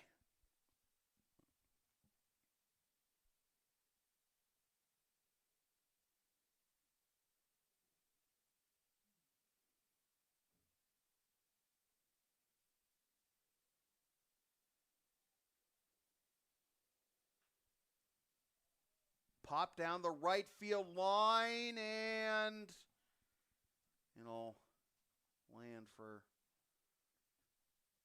harmlessly for the Kettleers.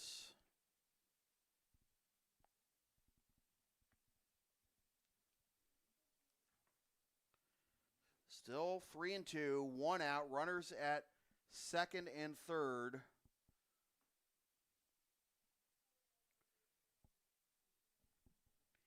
Keller hits him. Probably better than he did, because that just went all the way to the backstop for ball 4. That probably brings in Council from third. But bases loaded, 1 out, and that will bring up Brock Rodden, the shortstop. 2-run triple his first time. RBI single run scored his second time. Take strike 1 there. The wind continues to howl. The window continues to get, rained upon and fogged up and everything.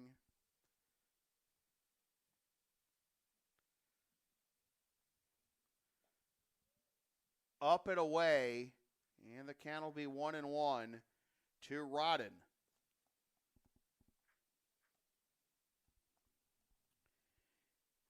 Council at third, Carico at second, Gallany at first, one out, the 1-1 on the outside corner, strike two.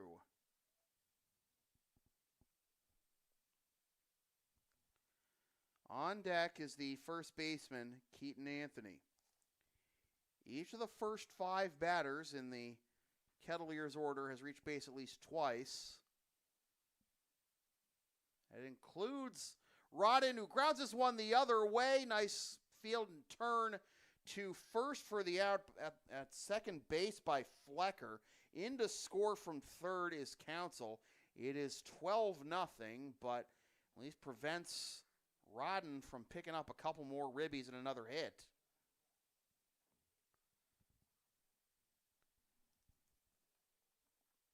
So Council scores.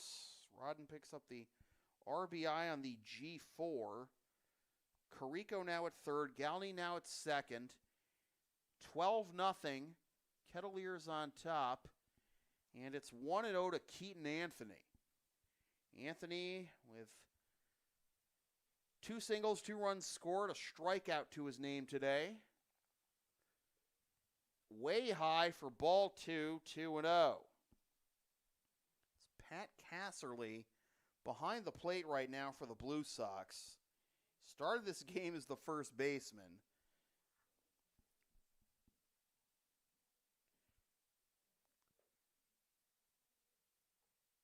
Three and 0.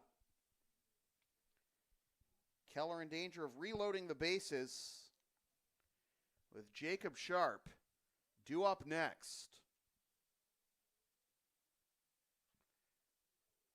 Anthony fouls that one off. Count will be 3-1.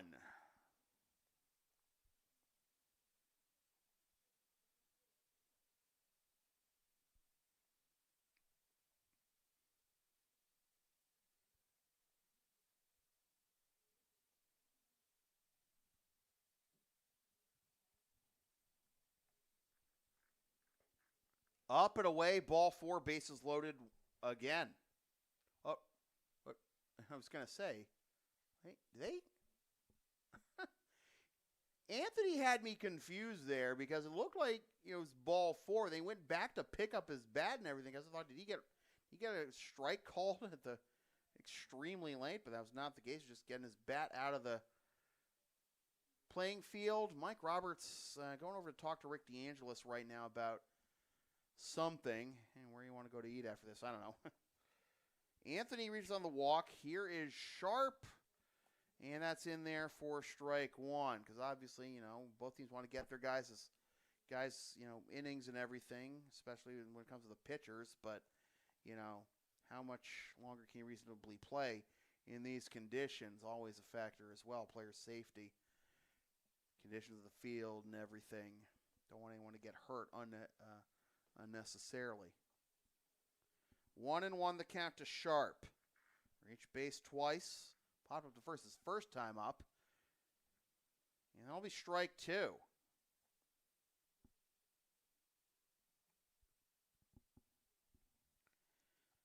You got Carico at third, Galney at second, and Anthony at first. Brock Rodden picking up another RBI on a ground out to second. The 1-2, here it is, high for ball 2 to even the count. 12-0, Cotuit on top. Got out to a 1-0 lead early. It was a 2-0 lead after 1, rather. But big inning was the third for the Kettleers offense. Tagging on 6 more runs. They have 4 more runs since. And looking to make it. Push across another one with a 3-2 count and 2 outs. Runners will be going on this pitch. Here it is.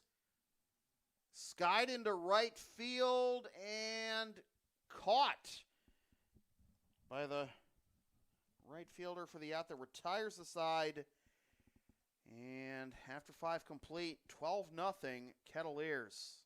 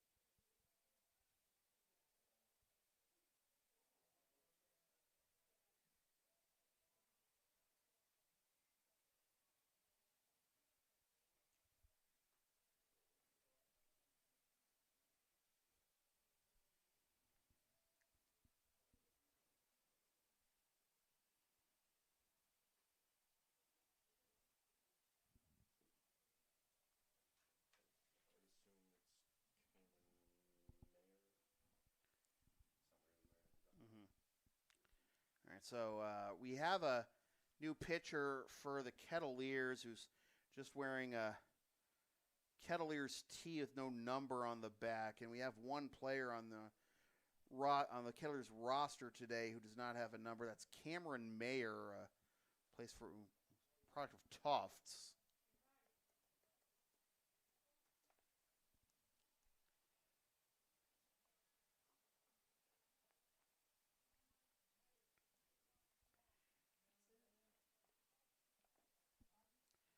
So Mayer, product of Tufts, he's actually a teammate of Blue Sox infielder Jesse McCullough.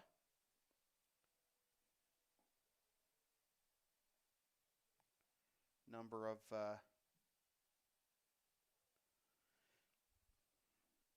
players have come through the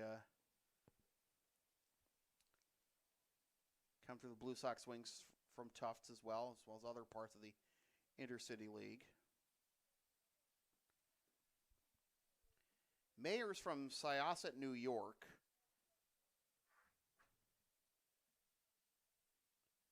Just finished his senior season.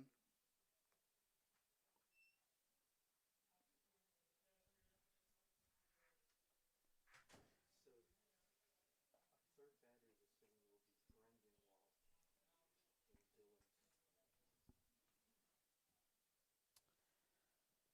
So Joe Auger is going to lead things off here in the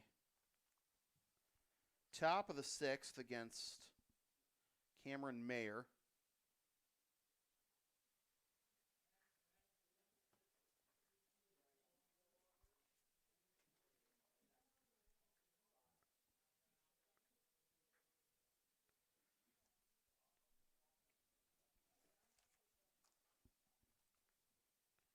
Mayer, the right-hander, winds in, delivers, and gets strike one in there.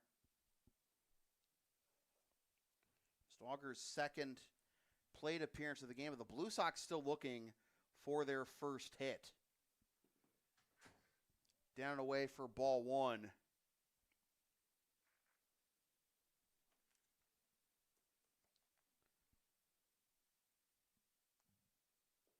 Fouled off, and the count will be 1-2.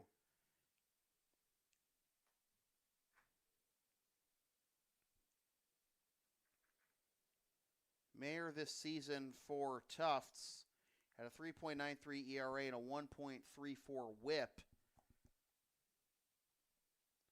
Opponent's batting average was only .214, but in addition to the 30 hits he surrendered 19 walks to 34 strikeouts.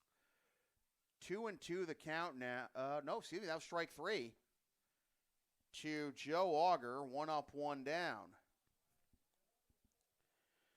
So here's Peguero to the plate for the second time as Auger is down on strikes. Peguero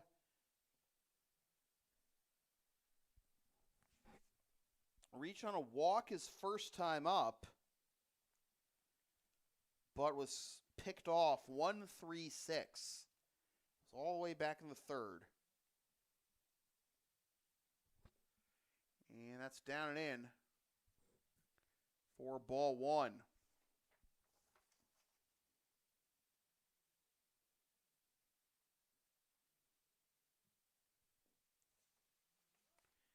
Strike one to even the count.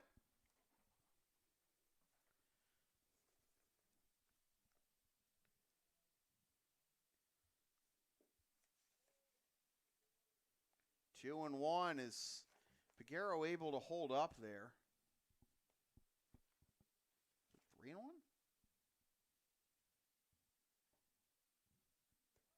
That's two strikes regardless now. It's going over the list of pitchers that are available to the Kettleers today. The roster I have for the Blue Sox is the full team roster, not merely the players that are available for us today, as that is on the outside corner. Strike three called. Back-to-back Ks for Mayer. 2 up, 2 down. This is going to be Brendan Walsh pinch hitting for Dillon.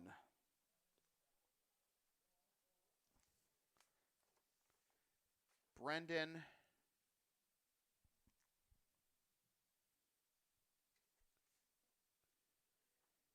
is from Reading, and he plays college ball for Endicott. 1-0 the count.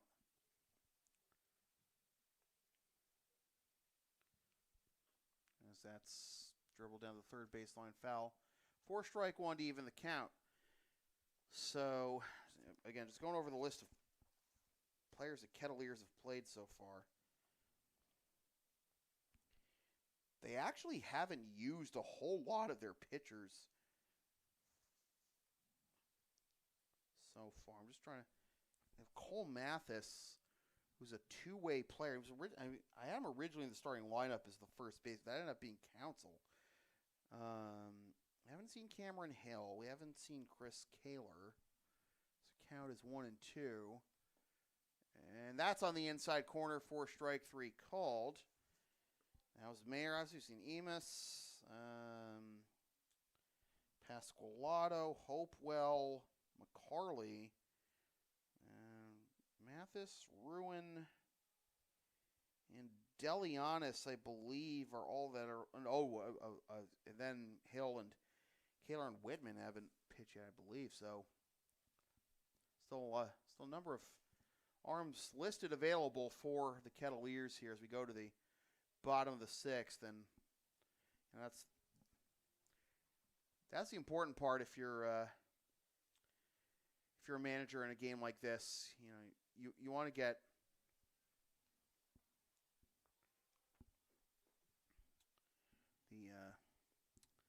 the pitchers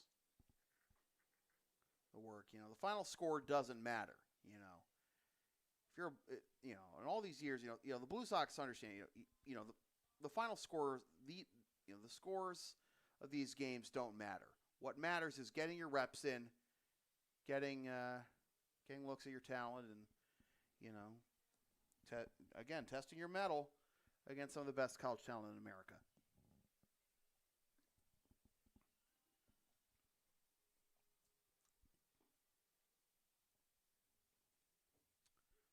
I believe that is still Keller out there for the Blue Sox. And again, folks, you'll just have to trust me on this one with fog and everything. I'm trying to make sure of that. Is that Keller? No, I think. Hang on. I mean, I don't know how much of this is. Oh, this is Nate Hartley. It looks like my mistake. I don't know how much this will help. Well, I mean, yeah. Hi, everybody. Is that? I mean, that is better. A little bit, anyways. I don't know how much of it is on the inside and how much is on the outside. Yeah, you're good. Thanks. Everybody say thank you to my fiance Katrina for being smarter than I am. Pop up on the infield. Morgan Brown's got it for out number 1.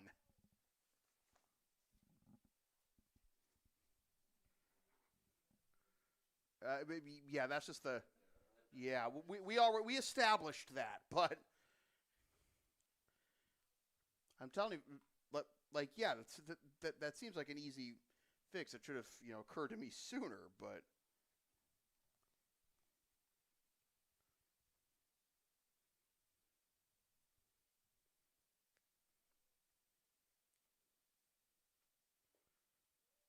Sometimes that stuff forms on the outside, and that fog forms on the outside. I don't know what I'm thinking. Irvin Weems takes ball 1.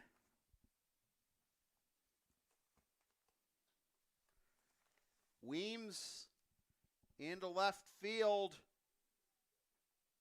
off the base of the fence for a double.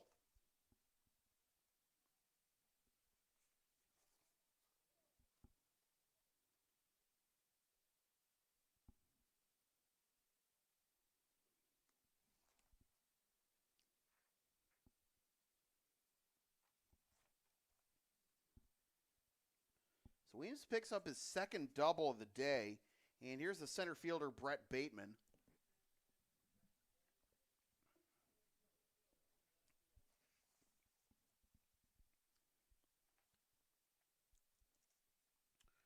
Hartley on the mound. He's a product of Clarkson.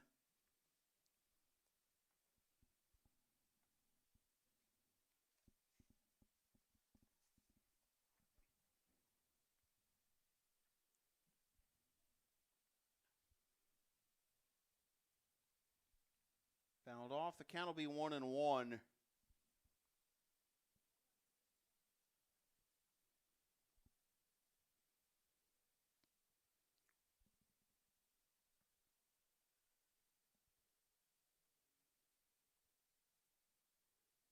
Upstairs, 2-1. Wipe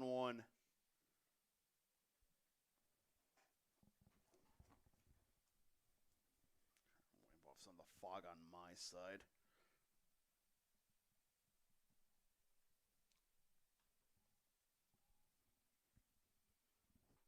Oh, yeah. I'm lower than that. 2-2 as that last pitch was fouled off.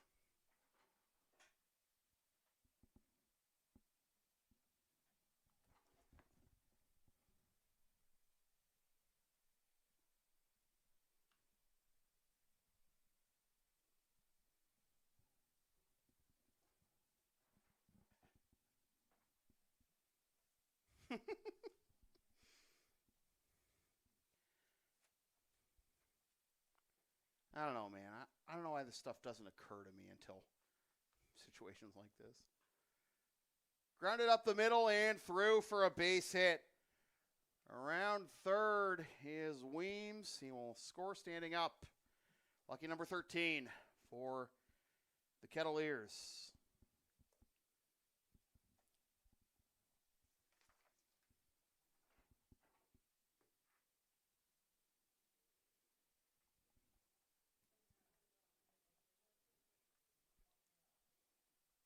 Here's Jacob Corson. RBI single for Bateman and his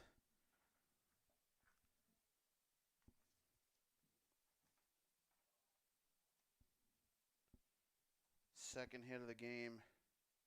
It's 1-0 to Corson, who reached on a walk last inning but was forced out at home on a fielder's choice. Swing and a miss on a high pitch, but the throw goes to the right field side of second base, and it's a steal for Bateman. 1-1 now. The count to Corson.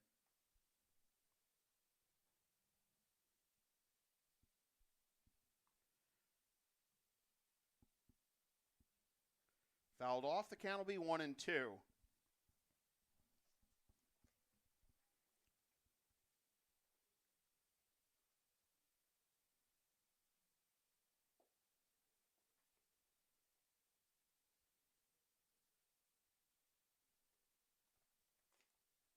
Runner takes off for third. Grounder to second. Fielded there. On to first. Stretches in time to get the out.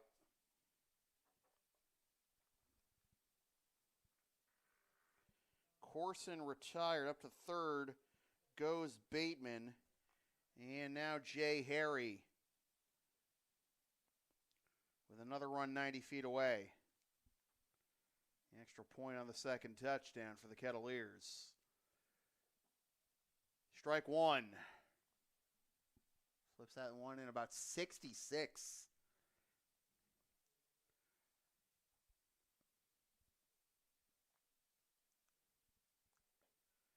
Inside for ball one. And that's one thing, you know. For a lot of the guys that, you know, play in the Cape League, they're Division I play NCAA Division I players.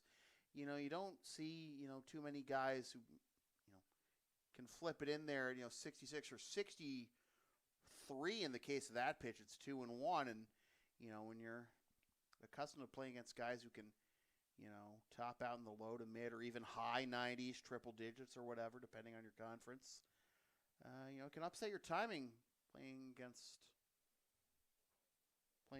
someone, you know, can flip in a 66-mile-an-hour curveball or whatever. But it's 2-2, and that's, you know, that's the beauty of the eephus pitch sometimes in Major League Baseball. But They can come back to bite you if you're the one throwing at those speeds. Fly ball into left field. It's caught for the out. That retires a side. 6 innings in the books. 13-0. Cotuit. Last inning I just heard. So are we going to play the top and bottom half is the question. I'm actually going to get the answer on that real quick because, in these exhibitions in the past, we would still play the bottom half just so the Kettleers could, get the guys they wanted to bat, another turn at bat. But, I mean, you're at the 9th spot in the lineup with Harry's pop-up just now, so it's Council's spot in the lineup, the 10th spot in the 10-man batting order. That's all that's left to bat, but Council's had a very good game on both sides of the ball, so I don't know if he necessarily needs to get another at-bat in, but I will check right now to see if we're playing the top half or both halves.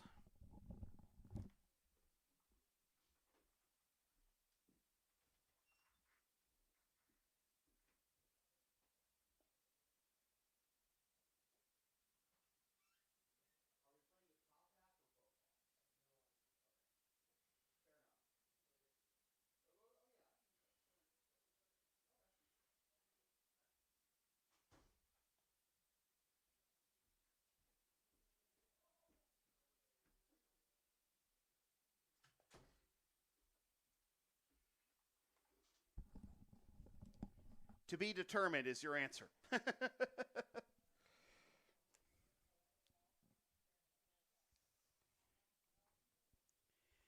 Dylan Walsh back to bat for the Blue Sox here in the top of the 7th. We will definitely going to be playing this half. We'll see about the bottom half as Walsh fouls that one off for strike one. No hits in the game for the Blue Sox. Couple of walks, but that's about it, as that is outside for ball one. But it was great to get back to Lowell Park again. This is my first time working Lowell Park in 4 years. Obviously 2019, that summer, and then 2020 to 2022, I was living and working in New York until last summer when I came back to the Blue Sox. See that this Kettleers game had been played by that point, but good to be back. Good to see Mike Roberts and everyone here in Cotuit once again. And that'll be a leadoff walk for Dylan Walsh. And it looks like, I believe it's going to be Craig Corliss again batting for the Blue Sox.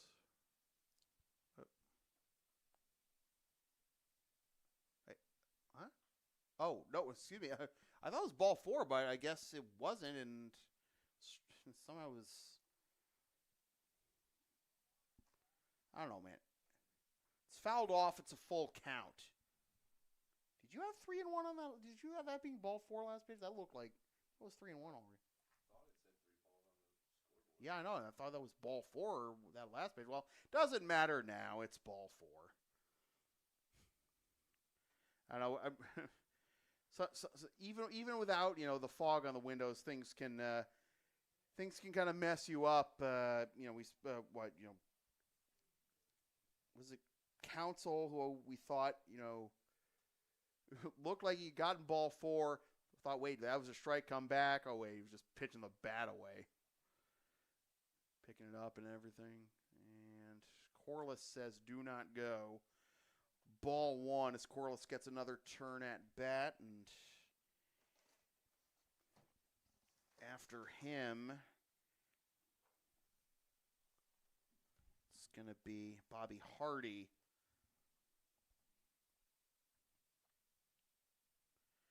2-0 the count to Corliss.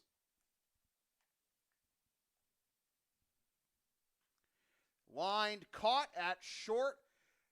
Double clutch on the throw, but they still get the 6-3 double play.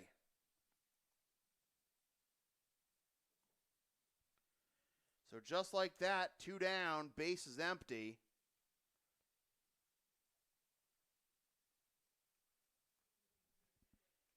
And here is Bobby Hardy, Lincoln Sudbury High product, and playing his college ball at Denison, and he checks his swing, and it's strike one. Inside to even the count at 1.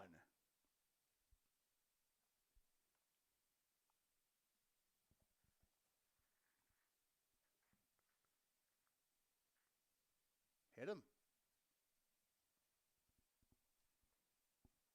So Hardy will reach. DJ Johnson's going to grab another turn at bat.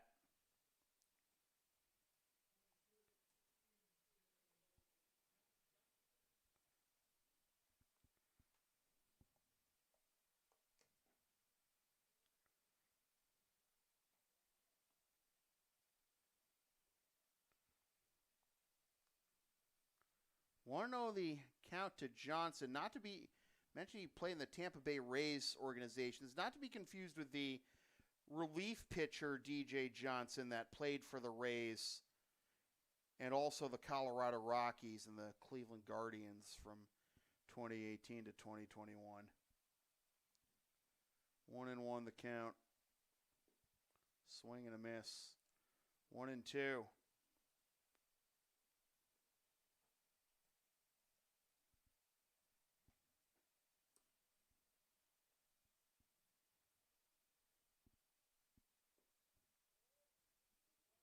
I'll appeal to the base umpire. He said he did not go. So the count will be 2-2.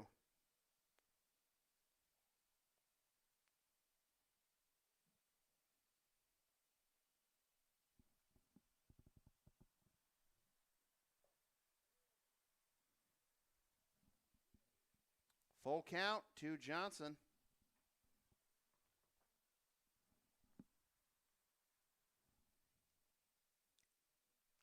Payoff pitch. Runner goes outside.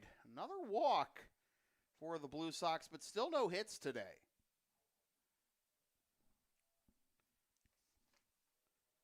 See if Ernie Little can change that.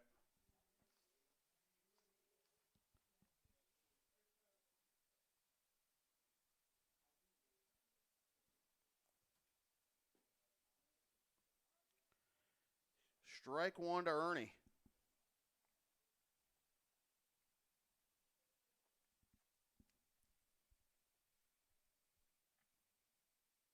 Swing and a miss. Off speed pitch down and away. Couldn't hold back. 0-2.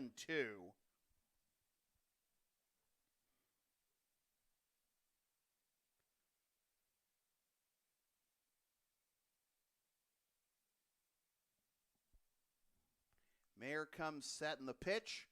Little nubber in front of the plate. Gets past Mayer. Picked up at second. On to first for the out that retires the side. So the Kettleers combined to hold the Blue Sox hitless.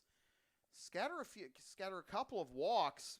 Hit batsmen in between. But will go down as a, it's obviously unofficial. I think it's a combined no-hitter in 7 innings for the Kettleers, but the Blue Sox are going to pitch here in the bottom of the 7th as the Kettleers will get one last turn at bat.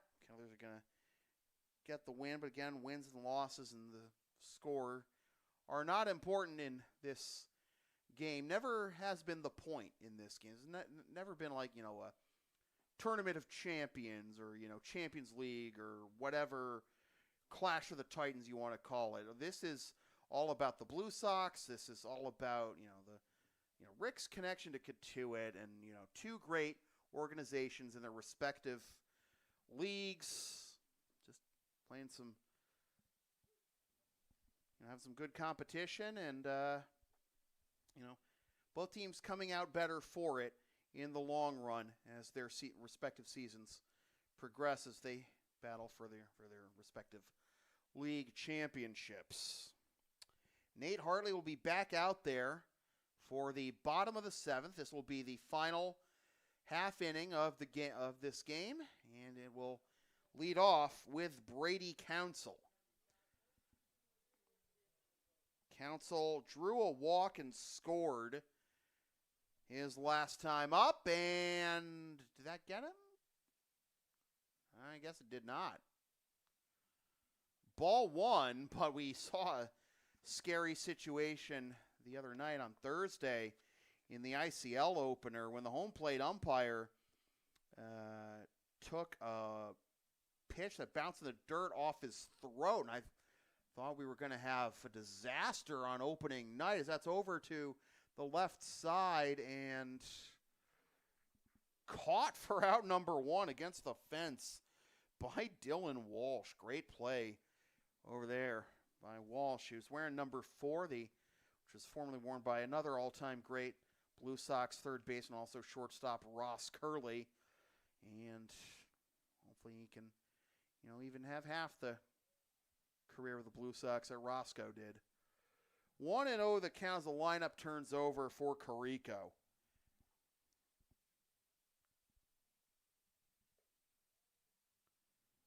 2-0. Fun fact about Ross Curley, by the way, he's actually a natural shortstop, but by the time he had gotten to the Blue Sox, as that's fouled off 2-1, like he's one of the greatest athletes in the history of Lexington High School. Played at Bentley for 4 years. He didn't start his intercity league career with the Blue Sox. He started with the Cassell Club, and then he came to the Blue Sox, and obviously, Rick wanted his glove at his bat in the lineup, but shortstop was already occupied by another all-time Blue Sox great, Steve Gath. So Ross played third and played a great third base, too. It's now 2-2 to Carrico.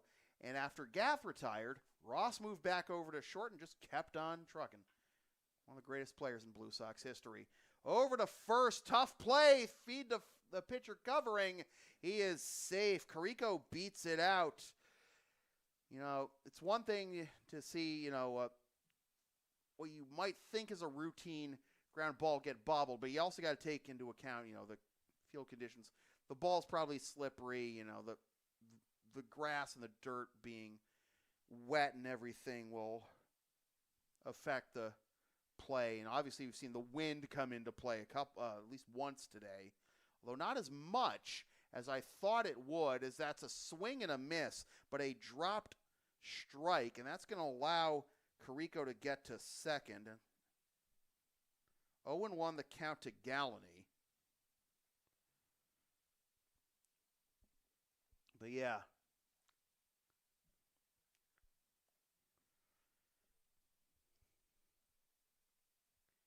Things you might... I am not the official scorer for this game, and Bruce Hack, the longtime Blue Sox media director, it's fouled off for strike 2. He's the official scorer for the team. But if you want to be an official scorer for a baseball game, you got to take not all plays are created equal. Like as this is lined into left field, that'll get down for a base hit. You can see with the rain, that'll slow down the ball in the grass. Throw comes in, first and third, one out. You got to consider, you might take away, the amount of rain we have, but if it's like a gusty day and if you have a ball that you feel like a fielder should catch, but the gust comes in and takes it out of his reach or something, you can't give the fielder an error on that. Stuff like that. A lot of stuff to consider as this is a little looper into center field for a base hit, and able to walk home is Carrico.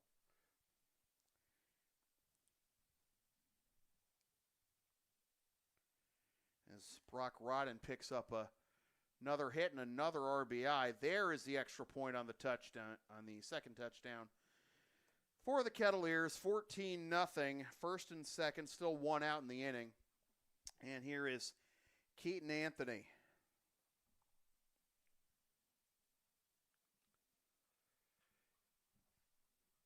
Fly ball into right over towards the line and drop for a Foul ball, strike one. Yep. And I got a lot of things in my line of sight trying to follow that ball down there. I mean, disregard the fog on the window. You got the netting, the fence, the backstop, my own camera even, and the tripod and everything. But anyways, 0-1 the count. That's in the dirt, and it'll be ball one. No advance by the runners. I think the guys doing the radio broadcast on Mixler for the Kettleers had a better vantage point for that foul ball than I did. Fouled off, and the count will be 1-2. Sports broadcasters sometimes aren't set up where you think they would be. Yeah, sure, we're in a press box, behind home plate, but I've seen photos of, see the radio producer for 98.5, the Sports Hub for the Celtics and the Patriots, and you'll see, them kind of tucked over to the corner of one end zone as opposed to along the sideline, as that's up the middle for a base hit. Around third is Galney. And that will put on the brakes. They almost got Rodden, maybe drifting a bit too far off of second base as he pulled in there. So Anthony with a base hit. Everybody goes station to station. Bases loaded. One out. Here's Jacob Sharp, the DH. Sharp on base a couple times today, and see if he can tack on a field goal as long as we're talking about football metaphors.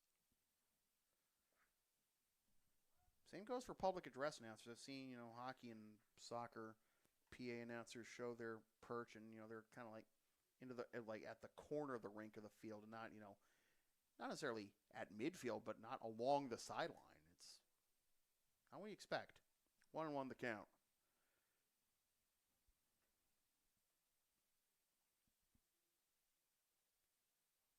Can be difficult at times. You're just trying to, you're in that position and trying to gauge, especially if you're doing football, trying to, do the math in your head on how long a gain is. Although at those levels, the higher levels like NCAA Division I and NFL, I'm sure, they have real-time stats to look at and everything, so they don't have to do the math in their head. Anyways, 2-2, that's a swing and a miss by Sharp. Upstairs, full count. Remember, still one out in the inning. Runners won't be moving here with the pitch anyways. 3-2.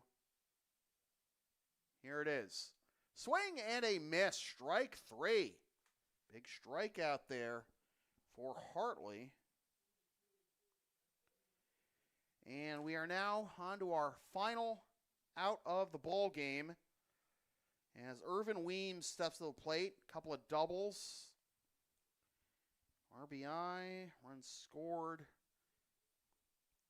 2 for 4 on the day is the San Diego State Aztec, and that'll make it 3 for 5 as that's down the line for a base hit. Everybody goes station to station. 15-0. Galani in to score.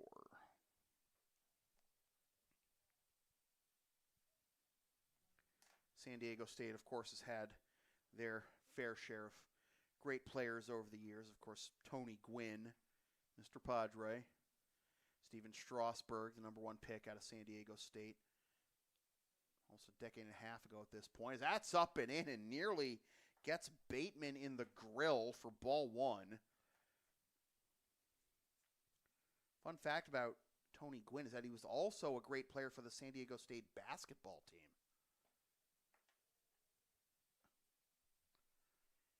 Tony Gwynn struck out a combined 3 times actually in his career against John Smoltz, Greg Maddux, Tom Glavine, Pedro Martinez. You could not get him out. If you did get him out, he'd make you earn it. Put it in play and everything. Fly ball to the left. It is caught, and that is going to do it. The Cotuit Kettleers win 15-0. But again, it's not the, this isn't a competition here. This is all about baseball. This is all about camaraderie. This is all about prep for the team's upcoming seasons. Obviously, the Blue Sox already have a game in hand in the Intercity League, but the experience is what matters, especially for the newer and younger players on the Blue Sox roster, and just get them used to the culture that the Blue Sox have built and that Rick DeAngelis has built over the course of almost 30 years at this point. It's a great experience. Whether you're a first-time viewer for a Blue Sox game or a longtime fan. And again, thanks to the Kettleers broadcast team for shouting us out here. Thank you all for tuning in for the video stream, even if it was a little foggy at times. We did get a number of new and first-time viewers. I want to thank you all for tuning in. And don't forget to hit the subscribe button and be sure to follow us on Facebook. And Facebook, it's Twitter, Instagram, Lexington Blue Sox, Blue Sox _ICL on those sites. Actually, it's Lexington Blue Sox on Facebook, but Blue Sox _ICL on Instagram. And Twitter, don't forget to subscribe. And if you want to check out more Blue Sox baseball, if you're watching this for the first time, our next game is going to be tomorrow night, first pitch at 8 o'clock, as the Blue Sox take on the Melrose Americans. So thanks for watching this presentation of the Blue Sox Baseball Network here on YouTube. Don't forget to subscribe. And once again, the final score from Lowell Park in Cotuit, Mass. It is the Cotuit Kettleers 15, the Lexington Blue Sox nothing. For all my rowdy friends here on Cape Cod, my name is Sam Feely. Thanks for tuning in.